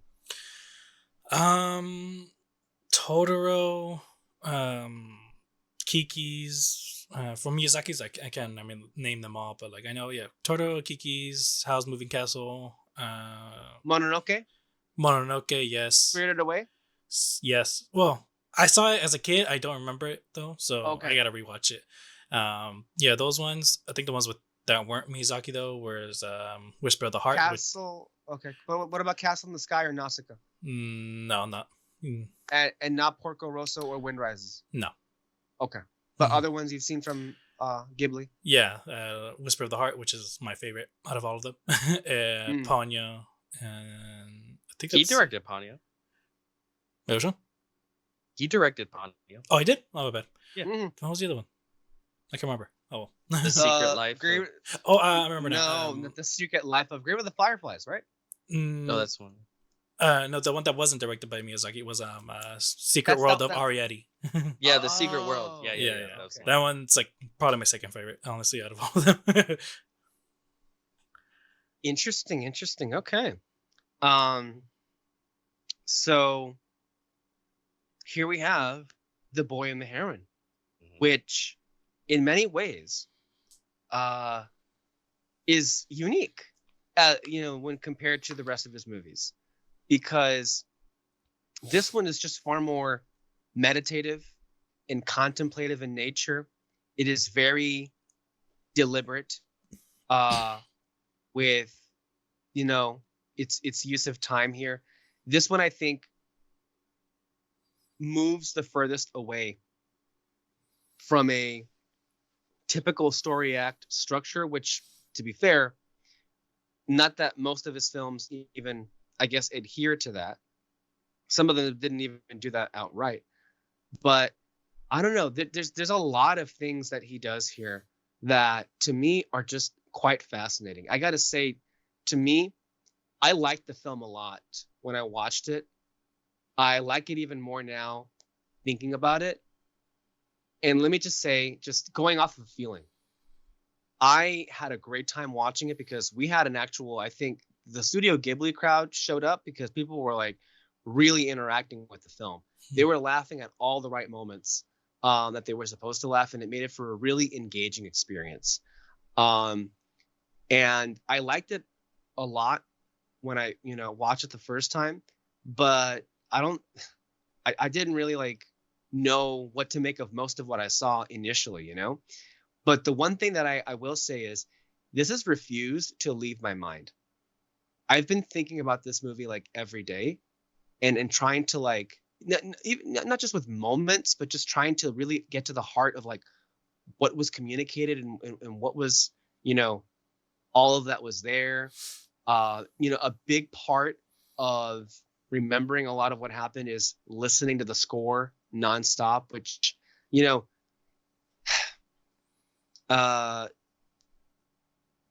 Hisaishi has made like so many wonderful scores.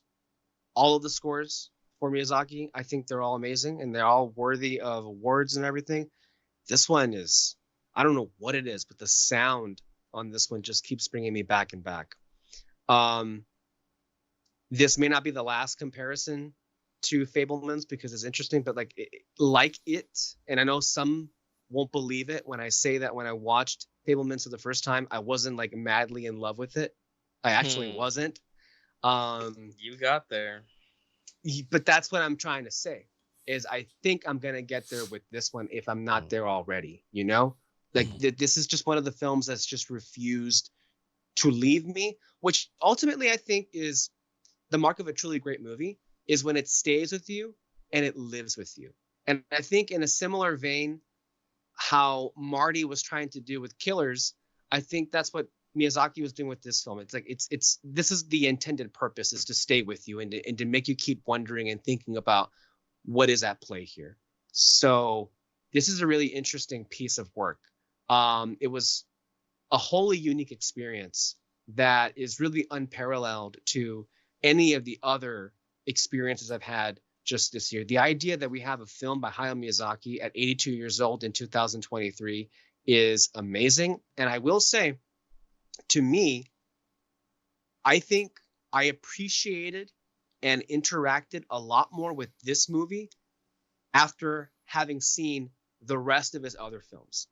I don't think I would have gotten a lot out of what I did out of this movie if I only had seen maybe one or two or three. So that's what I'll say first.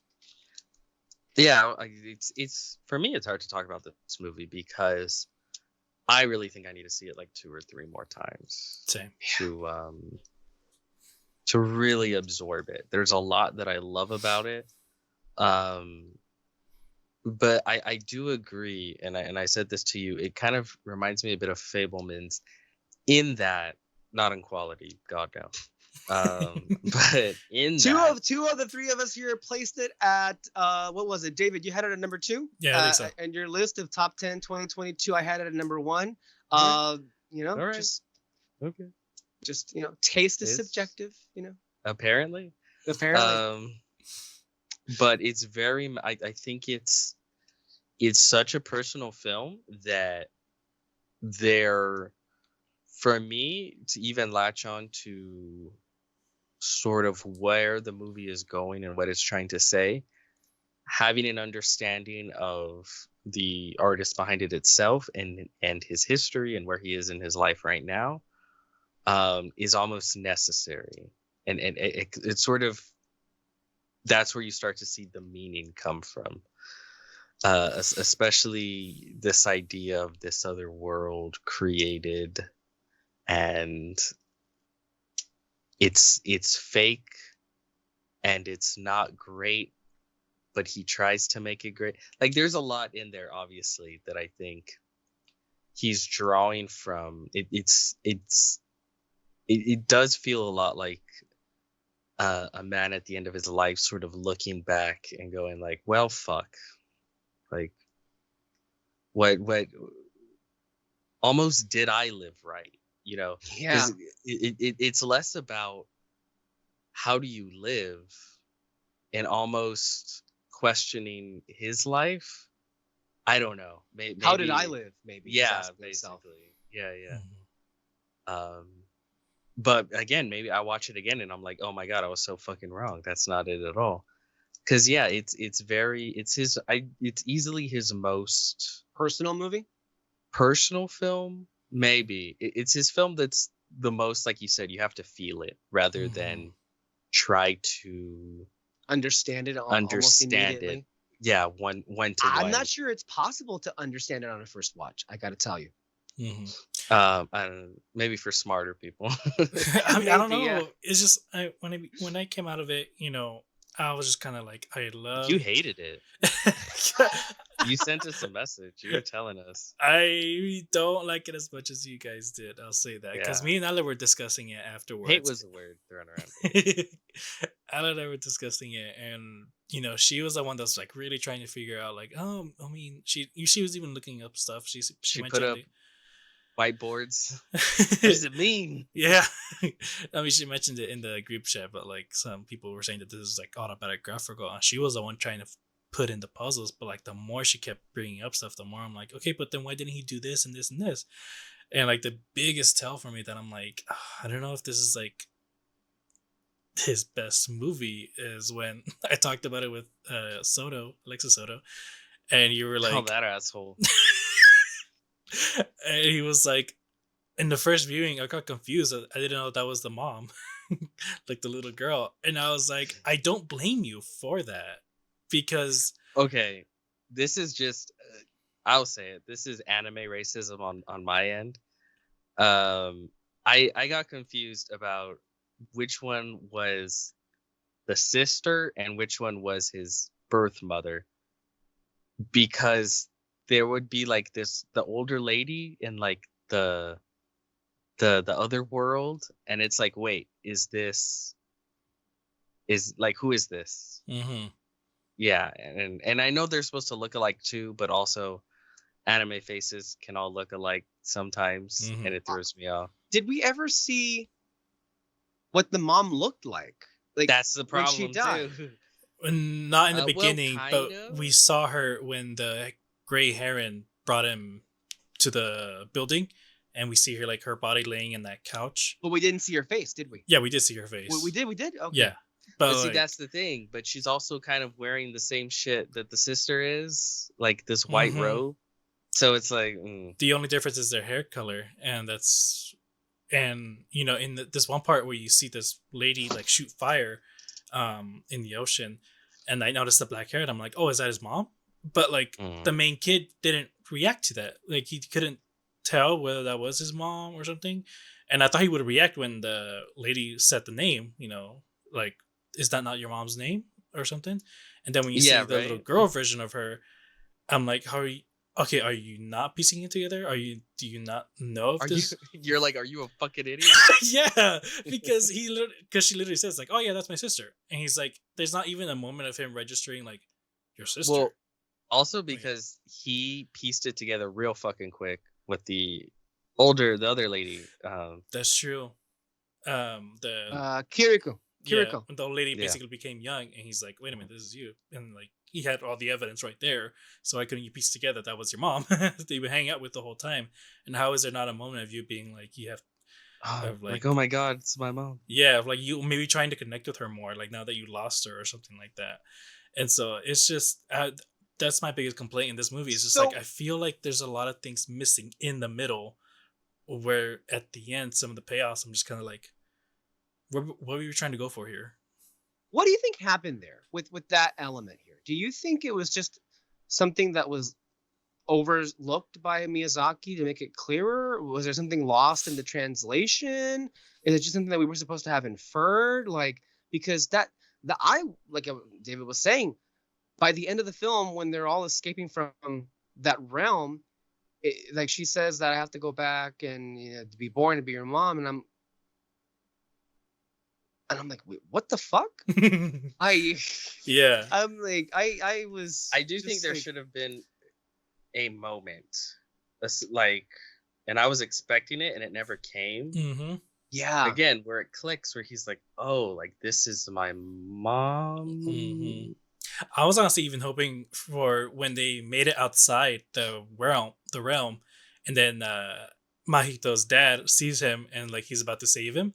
I honestly thought there was gonna be a moment where he was just like, "Wait, is that?" Like he notices like that's his wife, like younger, and he's just like, "Wait, what the fuck is going on here?" But no, he was just straight up ran towards Mahito and then gets attacked by birds. Parakeets, yeah. And but I mean, there's also like a lot of other stuff missing, like when the great grand uncle was like, "I want you to be the new protector of this world" or something like that, and I'm just kind of like, okay, why him? Like, I didn't see anything that he's done in this world that like makes me think that he's gonna be like good fit for it or something like that. I don't understand. Well, I think the only thing that was explained in the movie was because only members of his bloodline can do it, and he's the only one. Well, the thing though, his mom is in that world, and she seems to have full control of her magic. Why couldn't he have done that with her?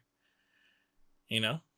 I think ultimately the reason for that was because there was a parallel that Miyazaki wanted between the granduncle and Mahito, which was this whole, this notion of this grandmaster passing on what he has learned and entrusting it to the next generation to continue his work. And I think some of the readings of this film, particularly with that moment, was the idea that just can't be. Like, and I think like in some ways people would think that Miyazaki is both the granduncle and Mahito at different times of his life, because I think what I can read off of the movie is that Miyazaki sees Mahito as him, as a youth, and seeing the world that he was born into. Clearly, this is the 1940s and everything that is the timeline. But then you have the granduncle who is at the very last moments of his life, where Miyazaki is right now. And you could make the argument that through this whole presentation. Yeah. Go ahead. I was going to say, it almost feels like a conversation with himself. Yes. Right. Okay. That's why I feel it had to be Mahito, but I'm not sure if it answers your, story problems. But this is why I felt that the film should have explained even less. Okay. That was my issue. It's that it took several moments to be like, actually, the tower is a meteor from space, and and it's like, we don't need all that. Yeah. Because that also confused me more, because I wasn't quite sure what this was when they added that into it either. When you try to explain it, it makes me feel like that's what I should be paying attention to, when clearly it's not. I don't think. Yeah.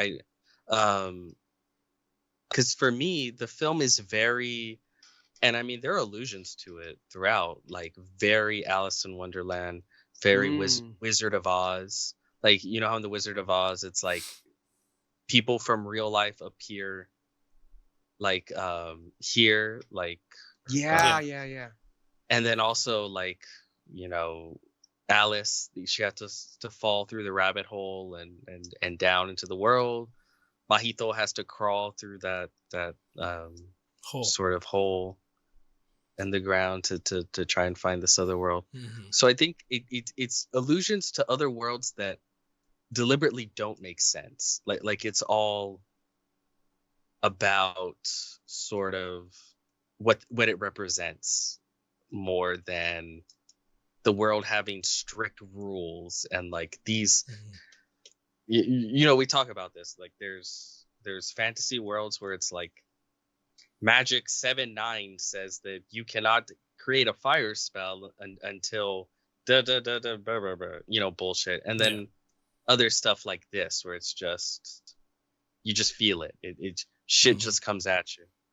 And so for me, I think when you give just a little bit of explanation, then it just creates more questions that you then need more explanations for. So it's much better to just not even give that little. It's a fucking tower that's been there maybe forever, maybe not. Who knows? It's just there. And really, who cares? Because that's not what the movie is here to do. Yeah. No, yeah, and I get that too. Like, I totally agree. Like, explain less of the magic, even go crazy with the magic without even explaining it. Do whatever. But like, I just wanted more. The film does do at points. Oh yeah, where like sometimes it would transition and I'm to a different scene, and I'm like, why are we here? How did we get here? I don't fucking know. I remember. I'm feeling it though. I'm vibing it. Yeah, I know. I remember when he was with the old younger version of the old lady, and then he goes to this like whole forest and all that, and then he gets teleported by his mom through the fire. And we're basically back in the ocean. I'm like, what the fuck? Did we just go in a circle or something like that? And like, I didn't mind that. I just found it funny. But I just kind of wish we had like a bit more character stuff with Mahito and just like what actually led to the connection between these two. Like, what is it about Mahito and the great granduncle that's like there is a connection here? It didn't even have to be about magic. It could have just been like we could have like learned more about his backstory. I don't think there's a specific connection. I'll be honest. I think it's more of just. It's less about like there's this one thing tying them together, and like I said, it's more of these two different. It feels like Miyazaki at two different points in his life. That's what I feel as well. But I think from the story that we get here, another element at play here is grief, right? I think ultimately what brings Mahito all the way up to the granduncle was because, what the gray heron originally says to him that his mom is alive. Right. That his mom that his mother is alive. If your presence is requested, right. That his mother is alive in a different realm.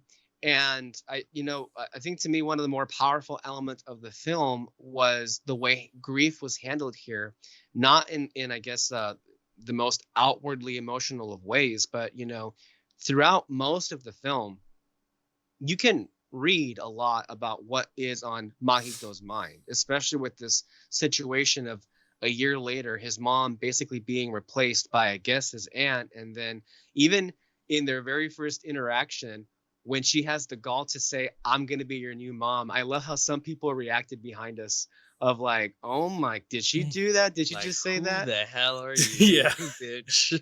And and Mahito tries to be polite, and he is polite the whole way.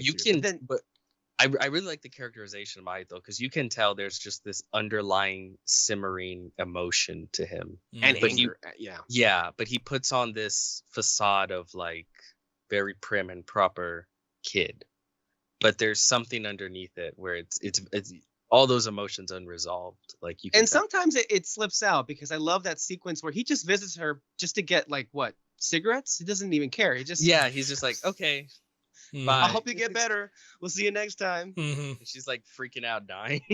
Like, okay, bye. That was legitimately funny. Even in the dismissive way he treats what was it, Nariko? When she tries to get cigarettes out of him, or even when she tries to get him to not, or even his whole attitude towards the heron. He did not like that heron from the very beginning. He was out of his way to go kick its ass. Yeah. I need to kill this motherfucker. So, and I think that's unique. We don't see a lot of that in most movies. And I have to say also, I really ended up liking a lot not just the design, but the character of the gray heron. I think Robert Pattinson really, delivered a completely unrecognizable performance that I'm already remembering. I mean, we're even quoting the damn line that it says. The only reason I know the boy's name is because Mahito.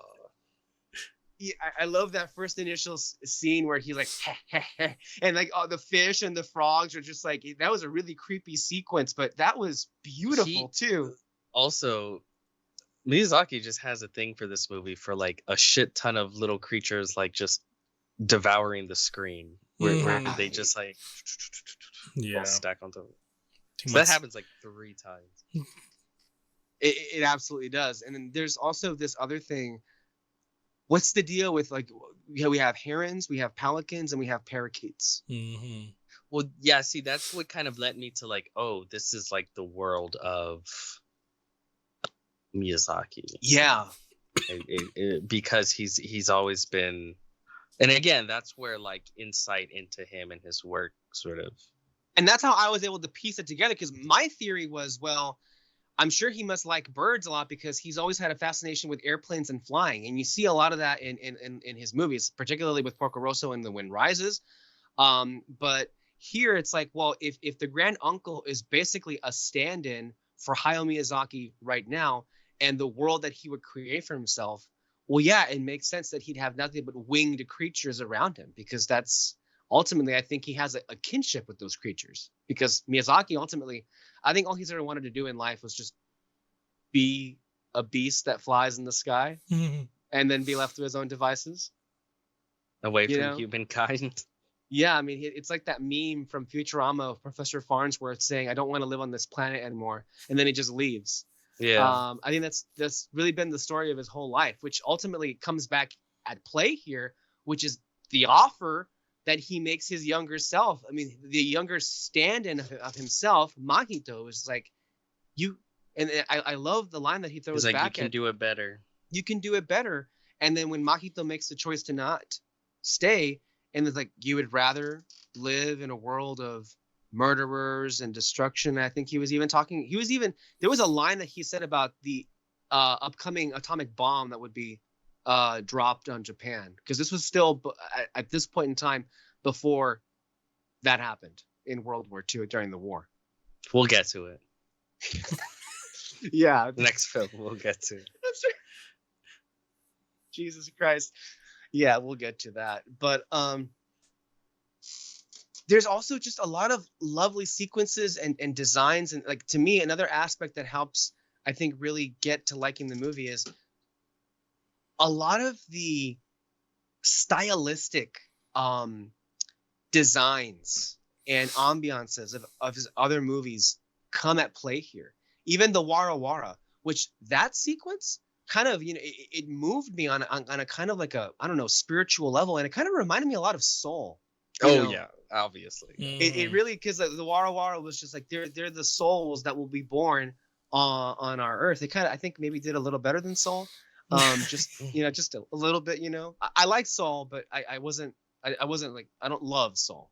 I know some people love Soul, but I like it. I wish I loved Soul. I think Soul had more problems as a movie but I mean, I love what it was going for. And the emotional moments hit there. I wish they understood what they were going for before they started filming. Yeah. Started making it. That's what happened there. But you also get some truly like harrowing things that you see, like the pelicans being burned alive, and one of them voiced by Willem Dafoe that's just dying there, asking for Mahito to put him out of his misery. Just classic stuff like that you see. Even the dark comedy of the parakeets having like knives behind their backs. I mean, that was funny. That was so funny. Yeah. Those parakeets are assholes. Dude, me and I could not stop laughing in the moment where Mahito got kidnapped, like he was chained up, and then you see the parakeets in the kitchen, and you see the heron just walking right in the bottom of the screen, disguised as a parrot, and everyone in the audience at the same time went, what the fuck? He's like right there. like I'm not kidding you, like we all raised our hand like, wait a minute. It was so funny. Oh my gosh.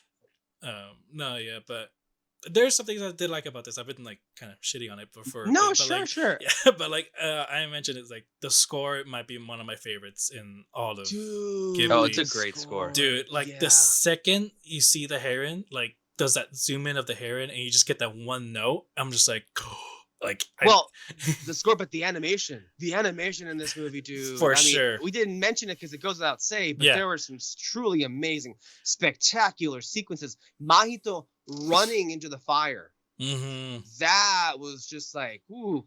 I know, I love it too. But yeah, no, the score you were saying. The score just like it really captured like what he was trying to do in this movie, which is just kind of give you like this dream-like world to like put you in, and just almost like transition you in and everything. Because again, like in the other scores, Totoro and like that was just like it's all fun and everything. Like Ponyo too. Ponyo is fun. What was it? Kiki's, I know that one always stood out to me, but like it's always just been fun, and that's always his movies. It's just they're all fun. This one though, like he was going for something very different, and the composer just caught that completely. It was great. Yeah, there was some of the tracks, especially when they're like in some of the more cosmic elements, kind of reminded me a little bit of like Hans Zimmer's score from Inception a little bit. I don't know. Is this the best score? To me, it is, just because like, this one sticks with me more than the other ones. I think it's a beautiful score. I don't know if it's the best. I still think Ludwig Harrison for. No, I meant, is this the best of his? Joe Hisaishi from the Miyazaki movies. Not the best score of the year. Does he do the score for Princess Mononoke? He does the score for all of Miyazaki's films. Okay, because Mononoke's score goes fucking hard. It does. But then Spirited Away. Yeah, that's true. But they're all great. That's the problem, though. It's like, I'm thinking there may be a chance he gets the Academy Award nomination now, because the Globes nominated him today. I think we might have a possibility here. That'll be his first ever nomination. I'm hoping so. First ever for that. There's so much other little things. That scene where Mahito is like bludgeoning himself with a rock. And the blood was like, what the fuck? I was kind of laughing there. I was kind of laughing just because it was like, that's too much blood. You're dead.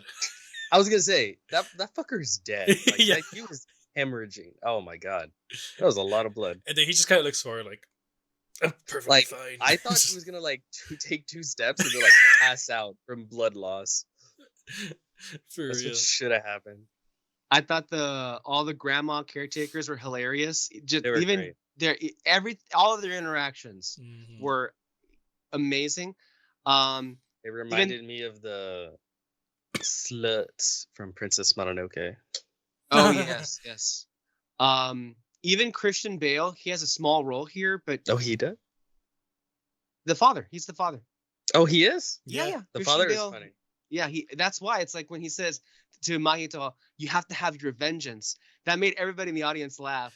After because they think that someone had beat the crap out of him, and it wasn't that at all.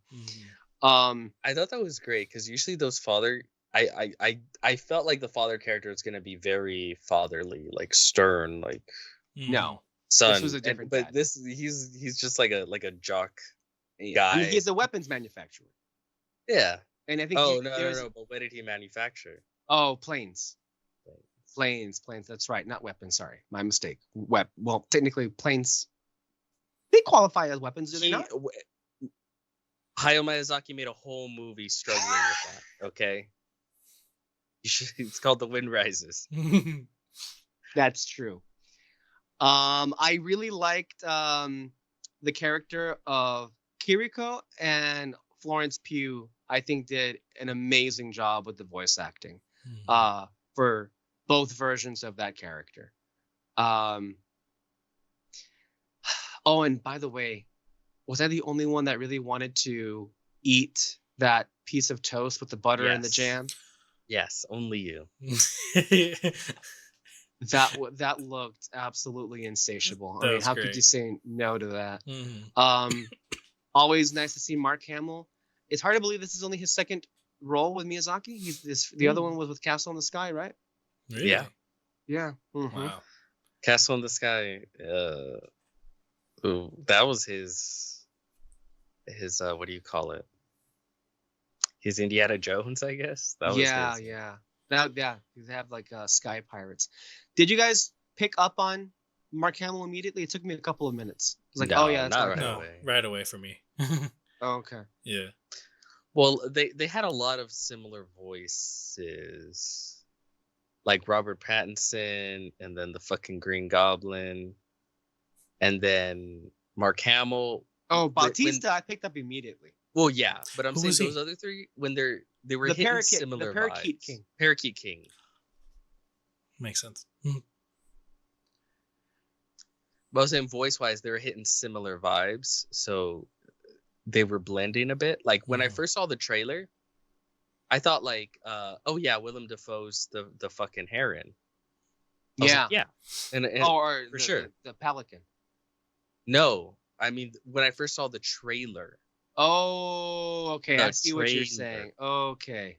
I thought for sure Defoe would be the Heron. Dafoe was the Heron because I was listening to the voice and I was like, oh, this sounds like a very Dafoe type voice. But then I kept listening to it. I'm like, you know what? It doesn't sound like Dafoe. Mhm. Like, who the fuck is this? It didn't sound like anybody. I mean, Yeah. that's how we know now that it's Robert Pattinson. And then when they said Robert Pattinson, I was like, what the fuck? No, no. I really want to see behind the scenes of that. Oh, he did okay, it. too. We should also mention, I don't know too much about this actor, Luca Padovan. He played Mahito. Mahito.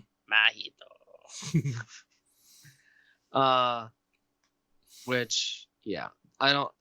Honestly, you'd be hard pressed to find a single weak link. I think, especially when the voice acting is concerned with this movie. No, but you know what? Even at the end of it, I agree with you, David. I think those are real issues to have with the film.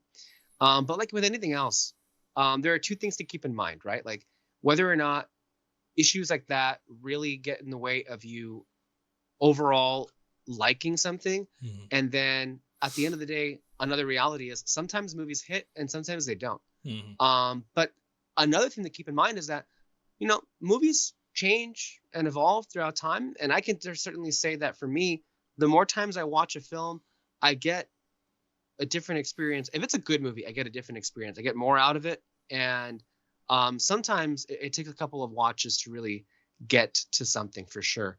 But I think all of us are in agreement in the idea that this requires more than one and maybe even two viewings to really kind of like maybe not vibe with it, but just kind of like come close to understanding if that's what you are inclined to do. But we're all of the persuasion that this is just one of the films that is just, you feel it. Yeah. You don't understand it. But it's a beautiful freaking movie. And Yeah. the idea that it exists and it's by Hayao Miyazaki, it's a treasure. It really is. It's a movie I don't think any of us ever expected that we'd get. And supposedly, it ain't the last one. There was something I read this week that Miyazaki is waiting for the film to open and close so he can get started on the next one, whatever that is. So, hoping he lives long enough. Maybe when he turns 92, we'll get the next one in 10 years. So, that is The Boy and the Heron. By the way, before we close out this section, it opened #1 at the domestic box office. The first ever for a Studio Ghibli film, the first ever for Hayao Miyazaki. That is historic. You got to keep in mind, of course, that this is to an extent niche because it is anime. It's not animation that we're used to here in the States, but you can tell how much of an audience it's garnered that it ended up making the impact that it did. And then also with the next film, Godzilla Minus One, for it to have opened a close third behind Hunger Games. It was just a great week for Japanese cinema. And I got to say, Peter and I had the pleasure of seeing Godzilla and Boy and the Heron back to back. That was an absolutely amazing double feature. And if people are able to do that in their own theaters, I would recommend you do that because that was absolutely an unforgettable experience. So with that being the case, Peter, can you get your phone out and read the description? Godzilla. There it is. There it is. Directed by Takashi Yamazaki. Post-war Japan. From 0 to minus. In post-war Japan, a new terror rises. Will the devastated people be able to survive, let alone fight back? Yeah, that's it. uh, Okay. starring a lot of names I will butcher, so I will not read them. Yeah, Godzilla Minus One. Yeah. Originally, we weren't gonna watch this one, but being the very stable genius that I am, I suggested to Mr. Soto, let's have a Japanese double feature. And we did. We saw Godzilla Minus One, and then we saw The Boy and the Heron.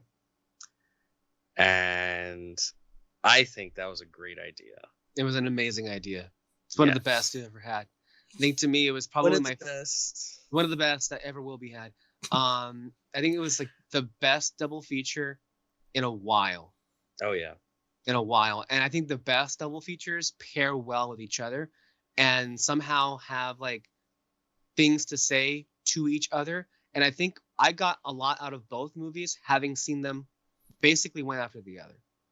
Mm-hmm. It helps that the idea that the Japanese culture has in large part been defined by what happened to them post World War II. I mean, plays a lot into it. Atomic bombs leave scars. I don't know what to tell you. Yeah. I assume David, as you all know him. I assume that me and him have a love for Godzilla. Is this correct, David? Not as big as you. You seen all right, like the original. You seen the original like Godzilla movies and all that. But me, like I mostly just enjoyed. This is the first time I've seen like the real concept of Godzilla. Okay, so no. I guess so. I don't know. I want to say I'm not a fan though. That's the thing. All right, so I guess I'm the only one that grew up on the awesome Japanese originals. Had the VH for Godzilla, Son of Godzilla. I saw the VHS for the 1984. Saw the original. I saw endless ones: Monster Island, All Monsters Attack, Rodan, Mothra, Ghidorah, Jaguar. Big fan of Gojira. So I was really excited to see this one, and I had a hell of a time. But what I think is it's been really encouraging seeing is a lot of people that aren't, a Godzilla head like myself, have also really been loving the film. So, speaking to two others who have not really experienced a Toho Godzilla film before, would you agree with that sentiment? Oh yeah, for sure. I mean, I've only seen like the American versions of Godzilla, even that other one, but from early, I don't know, was it early 2000s? Oh, you mean the Roland Emmerich? Yeah. Oh yeah. Yeah. That's the late 1990s. Okay. But yeah, no, I really did love this movie. It's probably for sure the best ones that I've seen. So best Godzilla? Yeah, for sure. Oh shit. Okay. Well, what about you, Mr. Soto? Well, I definitely don't mince words when it comes to monster movies. I gotta say, like, to me, kaiju films are definitely an acquired taste. I feel on some level you like them or you don't, right? You vibe with them or you don't.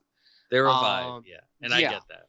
And I think for me, the with the type of movie that Godzilla movies are, like a kaiju film, I would say that I haven't really loved a single one of them. The closest I've ever come to loving a kaiju film was Guillermo del Toro's kaiju movie, which was Pacific Rim, which is awesome. It, by the way, is celebrating its 10th anniversary this week. I can't believe I can't believe it, but I wish somebody would have played it to put it back in theaters, because that's an amazing film. Hell yeah. I know, seriously, that somebody should have. I don't know what's going on with that, but hey, it's an amazing movie. And I think for me, what I liked about Pacific Rim was that it was more effort to have some kind of characterization.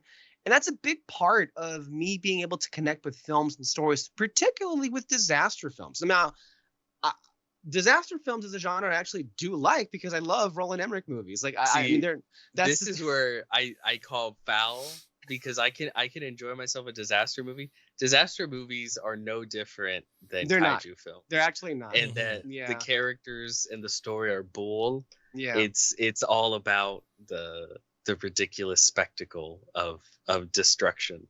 Right. And I gotta say, it's not like I viciously disliked a single. I mean, the ones that I have seen, I've seen Roland Mhm. Emmerich's Godzilla. I never saw Gareth Edwards' Godzilla, and I kind of don't have any interest in it because having seen the creator, maybe I don't really like him as a filmmaker. I mean, he's great visually, but from a script standpoint, I don't know. I'm not seeing He's it. very empty. Mhm. Yeah. from a script standpoint. But I people are always like very mixed on his Godzilla. I never saw it back in 2014. I did see Godzilla King of the Monsters, and I actually really liked that one. Godzilla That was versus a lot of fun. yeah, Godzilla versus Kong was okay. I enjoyed it. I That's think fine. for what it was, you know. Mhm. But there, I feel like Godzilla versus Kong could not be a more different film or a more different interpretation of Godzilla than what we got with in this movie, because especially when you Very compare different, when you compare the destruction and the weight and the impact of the destruction of both films, like when you think about how in Godzilla versus Kong, those two creatures were like annihilating an entire city and you didn't see one person die. Yeah. When you I- just know, I mean, I rewatched it yesterday, and I'm just like, it kept giving me whiplash every time they would go to the people's perspectives. I'm like, oh yeah, there's people in this city, they're being killed, and I'm like, and then comparing that to Godzilla Minus One, where it's just like it shows you nothing but people's perspectives, and you're just like, oh my gosh, they're getting slaughtered. yeah. And it's Uh, that was the good thing about it though, because you see the people's perspective and you really are thinking like, how the fuck can you stop them at all? No, seriously. So with all that being said, I gotta say that I absolutely loved this movie. On many different levels. I think this is easily the best Godzilla film I've ever seen. Like easily. And I think to me, this is the version of Godzilla that I think I vibe with the most, with just him just being a straight up monster. And yeah, David, didn't you say you've seen Shin Godzilla? I haven't, but I haven't seen it yet. Oh, I thought you did see it. Nah, I haven't. Okay, never mind. I could have swore you said that. Okay, never mind. Go ahead. Go ahead. did Shin Godzilla come out before 2014 Godzilla? No. Came out after. It came out like a year or so before Godzilla King of the Monsters. Mhm. Okay. Okay. Well, to me, I think this film did just about everything right. Yeah. And I think to me, the place where, I mean, the whole idea of Godzilla being this force of nature, this near unstoppable force of nature that wreaked so much havoc and destruction, and that you actually see that matter, and you see the perspective of the people who are firsthand witnessing that destruction. I think that in and of itself does a world of difference to get me to feel more invested in what's going on, as well as the idea that you actually have an ensemble of characters who are likable, who work well with each other on screen, and whose main principal character has an actual fucking arc in the story, which, go figure, arcs really do help audiences be more engaged with your characters and your story and your themes that much more. And it's directly tied into the threat of Godzilla. It's directly tied into the threat of Godzilla. Like, to me, this is just how you do it. Like, this was one of those films where I was just sitting back and watching, and I'm like, you're doing everything right. Mhm. It almost feels I'm- effortless, where it's like, why isn't this happen more? You know, Yeah. like Especially with like when you these look, kinds of films. especially if you compare it to the 2014 one, like he really did try to make a like character driven story with that one, because I really do enjoy the 2014 one, especially like the story about just seeing this guy's journey to just try to get home. He doesn't go through some kind of character arc or anything, but like at least that was driving me, you know, to like keep going with the story. But I mean, Godzilla Minus One, though, it just like you said, he does it effortlessly, of like creating a character arc for not just the main character, but for really everyone. Yeah, I mean, like, I think the main character here is let me just hear Kiyoshi, right? Oh, Koyoshi. That I'm reading the letterbox here. It says here that the main character's name is Koyoshi, and Kochi? or Koichi? yeah, I forgot. Whatever. That's the one. He gives a tremendous performance here because you feel it, and I think it's also extraordinary because on many levels, like, we're watching a film here that's all subtitled. I mean, none of us understand the Japanese language, but again, a great performance is not beholden to you being able to understand what the words are being said. Like, you felt every bit of the performance from him, not fucking he was a kamikaze pilot, and he was just like, you know what, fuck this, I'm just gonna land and act like my plane is broken, but no, I don't want to fucking die. And then of course, like, he feels the shame of that initially, and then what I was surprised with initially was, like, Godzilla just fucking shows up and fucks shit up, and it almost made me laugh because there isn't even like a dramatic reveal. You just turn around and it's like, oh fuck, he's here. For real though. He's there. And then what's even more surprising was the manner in which he was disposing of people was like, this feels more like a Jurassic Park movie than what I'm more used to with Godzilla movies. Mm-hmm. Like, he was annihilating them. Especially, and that's just the first scene. He was like T-Rex size at that point too. Yeah. And that's, like, to me, it really took me aback because that's just not what I had been accustomed to seeing from the American films. And I should be clear, the 2000s movies, not any of the classic films that Peter has obviously seen. So that was a whole, like, I think, reset of, like, what I'm used to. What to expect. I guess. Basically, as far as also just the viciousness of it, that took me aback. And little did I know, that was just a start. That, because it's Godzilla. It is a Godzilla film, but I mean, what I really appreciate is that there's actual weight to the characters and the troubles that they're going through. I mean, just seeing the devastation of Tokyo. And Tokyo did get atomic bombed, right? No, not Tokyo. It was just air raids. Just air raid bombings. That was an air. Yeah, I hate to see what air raid bombings can be bad enough. Like, Jesus Christ. What were the two cities that were bombed? There was Hiroshima and Nagasaki. That's right, Nagasaki. Okay, that's right. Now I got to think of Oppenheimer. But they couldn't bomb Kyoto because they honeymooned there.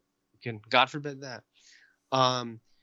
But just seeing the devastation and then picking up after the war, just absolutely just hard to see, And because you stick with this character for years, you see the way it takes years for them to rebuild. Like it's not this, like, you turn around and it's like, well, we're back to normal. It really is. You see the way there's just such lasting impact on the entire society, right? Mm-hmm. It affects everyone there. And the kind of work they're able to get, the living conditions they're in, the relationship they feel with their government, the relationship they feel towards each other as a people, sort of this lost identity because of the war. And that's a lot of pretty deep shit for a Godzilla. Mm-hmm. Although the original Godzilla was like that. Like, it was like that. It was the ultimate sort of metaphor for the atomic bomb and the devastation that befell Japan. It was literally an atomic bomb incarnate. Right. In the original. If it was released today, it would be accused of being woke. I mean, this was accused today, and I guess it's not because they connected with the characters or something like that. I don't know. There's men? It's just all men. It could be that. But you know what? I think what makes this film a real crowd pleaser is not necessarily this is a team, but these are actual friends that just happen to have met while working and cleaning up, the mines that they had dropped in the water. and you like all of them. You like their Mhm. dynamic with each other. I especially really enjoyed the doctor, or I guess the scientist. Which He is was really funny engaging. because he looked like a movie scientist. It Yeah, was for very- sure. Yeah. Oh my god. They gave It wasn't him surprising the at Rick all. hair. It was a whole thing. Right. Even something as I thought it was interesting how they handled the relationship between Koyachi and then also what's it called? The woman that basically lives with him, right? Yeah. But his It's a girl, really- Akiko, Yeah, right? Or no, maybe I- that's the daughter. Whatever. I think Kiko was the baby. Yeah. Yeah. That's the baby, and they're not at all related to each other. Mhm. It's just, Noriko? Was that her name? I think it's Noriko. Noriko. Yeah, Noriko. Yeah, Mhm. Noriko is I guess the The woman. designated girlfriend. Not really though, because I love how he just that sequence or that scene when his friends are realizing they're not actually married and how he explains she just showed up Yeah. is so You're like, what the fuck are you doing? Yeah. But they're still like, well, why aren't you married though? Like, it's like you guys Like- are like together. you're basically already married. Like, Yeah. what's going on? Yeah. and also I don't know if it was implied, but there is a bit of a Japanese taboo that I think I don't know if it was implied in that sequence, but I know that from having watching The Wind Rises. Remember there was this whole part in the movie where Jiro has to ask his boss if it's okay that his fiance sleeps over, but his boss was having a problem because he didn't want to have an unmarried couple sleep under Oh, the same yeah. roof in his house. I'm sure. So But see, that's why it's kind of interesting because war and desperation, like Mhm. changes those things. formalities kind of, what are you going to do, right? Like they kind of go out the window. Mhm. And then as the world starts to build itself back up again, it's like, okay, well, you got a nice house here. Like things are, what's going on? Marriage, like, Yeah. and but again, that's where you get to the main themes. Like where for him, it wasn't better, at Mhm. least mentally, yeah, he couldn't really. he was still at yeah. war. You see it. That's what it is, right? Like, I love the last line of the film. It's like, what did she say to him? Is Is your over? war? Is your war over? That's It's really A good. hell of a way to end a movie. That's a great. And I don't know Has what your it war was. ended? I think. It was Has your good. war ended? Right. Mhm. And I'm just like, she was waiting the rest of the movie for that to happen, basically, for him to go through this whole arc. Did you guys think? Because dude, that city was annihilated. And Yeah. we'll get to that whole sequence. But did you think there was a chance she might still be alive? hell Or no. were you surprised? I I was okay. No, with when the it looked bad. I'll say that. When everything was flying everywhere, it's like, ooh, I don't Yeah. know if you can survive that. when the neighbor like came up to him at the end and she like passes him the note, I was like, there's no fucking way. And then I'm just waiting for like the damage that she had, and she had some bad damage. I'll say that, but I was still like, that's some bullshit. But You wanted her to be in a full body cast, like I don't know hanging what I from- expected, honestly. But like the Maybe- fact that she's still Who alive. says she wasn't?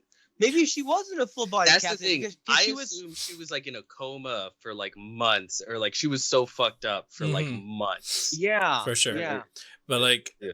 either way though, like I love the fact that she was alive though. I will say that because I Well- remember when it happened, I was like, oh, I don't like that. I was like, why did it have to happen? I don't like that. Yeah, I'm not kidding. That was like my actual reaction. And then at the end, I still think it's bullshit that she's alive, but I'm still very, very happy that she is though.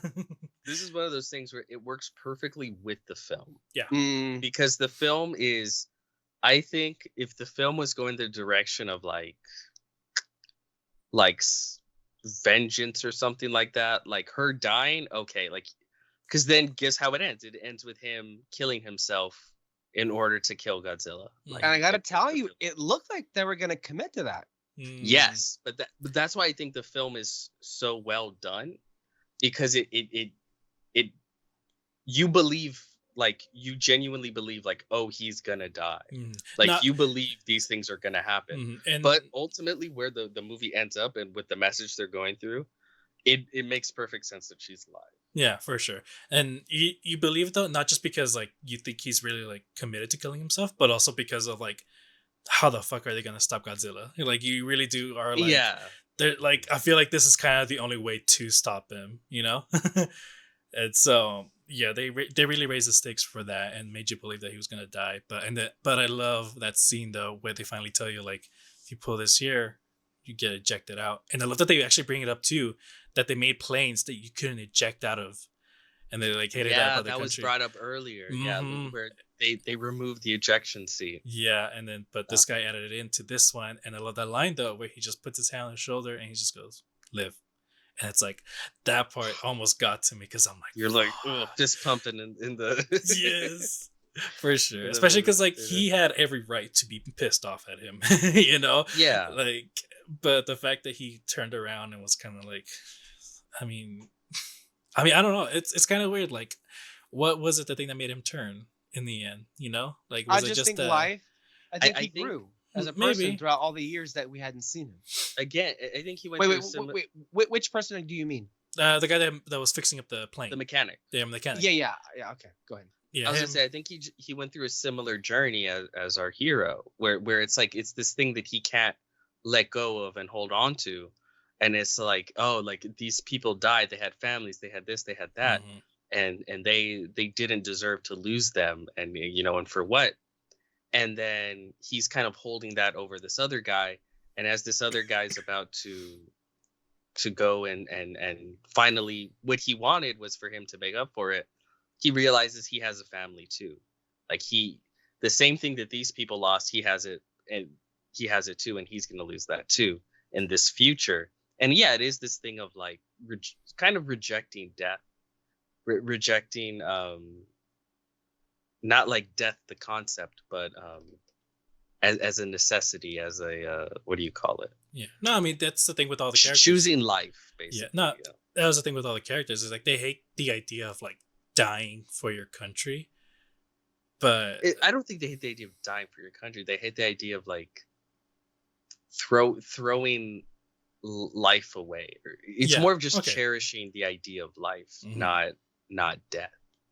fighting kind of for your thing. life than fighting like towards your death or something like that. I don't Mhm. know. Yeah, they talk about this, like fight to live, not fight to die. Mm-hmm. For sure. It's just I loved all of the sequences when they're really just trying to come up with ways to fight Godzilla, and then of course that whole last action sequence just absolutely riveting, every single step of it. There were, I got vibes of Top Gun Maverick. You got vibes of Independence Day. Yeah. Like it's what the best of these kind of movies do. I got Mhm. that feeling overwhelmingly, and I got to say that yes, go ahead. When the boats were hitting in and the music was going. Oh my gosh, I love it though too because Dun, dun, dun, dun, dun. it starts it starts with the Godzilla theme when he destroys that boat, and you're kind of like, Yeah. oh shit! It's almost like an alarm going off, like oh, it's about to go Yeah. down here. But then like yeah, the music changes to like more upbeat, something more upbeat and kind of like intense, and it really set the tone perfectly for that final scene. And yeah, You gotta say, I really love the look of Godzilla here. I loved the way that what do you call it? His power beam or his They call it heat ray. his heat ray. I love how it was used and how he needed to recharge, and even how you see it power up. mm-hmm. Can you believe this was less than $15 million? Those poor animators. I mean, that's insane. I don't, because there's some pretty big sequences. Like the destruction of Tokyo. Oh my god, that was out of this world. Literally, I saw a clip of it, but there was this one scene where you see these people. It was like right before he shot his beam, but you see these people running on the ground, and he's just kind of like walking, slowly, basically. But in the behind the scenes stuff, the only real thing is the people on the ground, and everything else, the buildings, Godzilla, obviously, like it's all CG. And I was just like, oh my gosh, how did you do that with with very little budget? But like, I still wouldn't have guessed like it was just the people that were real. Like they did an amazing job, and there's no excuse, Marvel. Or any American studio Really, making a yeah. blockbuster. This just puts it to shame. I feel, if it were up to me, considering the pennies they put this up with, this should win visual effects of the year. Yeah, it's pretty incredible what they're able to do. Mm-hmm. Like there were a few times where I'm like, is this CG or is this like a model? Or is Right, I felt that way too. At least once I know for sure it was. Like there was a shot of the when he was chasing the boat in the water and he had the bomb in his mouth. Mm-hmm. There was one shot where I'm like, okay, this is clearly like a model in the water, like which felt very Jaws, by the way. That hold that in the water. That should. Oh my god, when he was gaining on them, really well done sequence, like really well done. And it's hard to do. It's hard to make that riveting because we've seen a lot of these things before, Yeah. Like it takes a director's eye or something to actually make it. But I gotta say, throughout the film, I was just astonished about how great this fucking is. And I gotta say, the crowd loved it. The crowd we had a great crowd with it. Well, not great, but we had a vocal crowd with it. You know what I think makes those sequences work? And I think we've talked about this. It's not just like throwing shit at the wall. They're very deliberately set up. Yeah. Like you get all the cards ahead of time. Mm-hmm. So like on the boat, they let you know, like, okay, it's set up before. Oh, they're minesweepers. They're sweeping up mines. That's their job for World War II. And then now Godzilla's attacking. It's like, okay, now they're using these mines specifically as an offensive way against Godzilla. So there's the pieces are very meticulously put there, so you can understand. And speaking of Top Gun Maverick, that's what they did with Top Gun, where they spent the whole movie going like, hey, we have to hit this maneuver, then we have to go up above the mountain, go down, and then hit like an impossible shot to blow up the base. And it's like, step by step what the sequence is and the stakes at each point and the sort of the difficulty of it. And I think this film did a really good job, especially with that last part. Like, remember, they set up the whole thing of like, we need to circle him, we need to be able to bring him down, and then we need to be able to drag him up.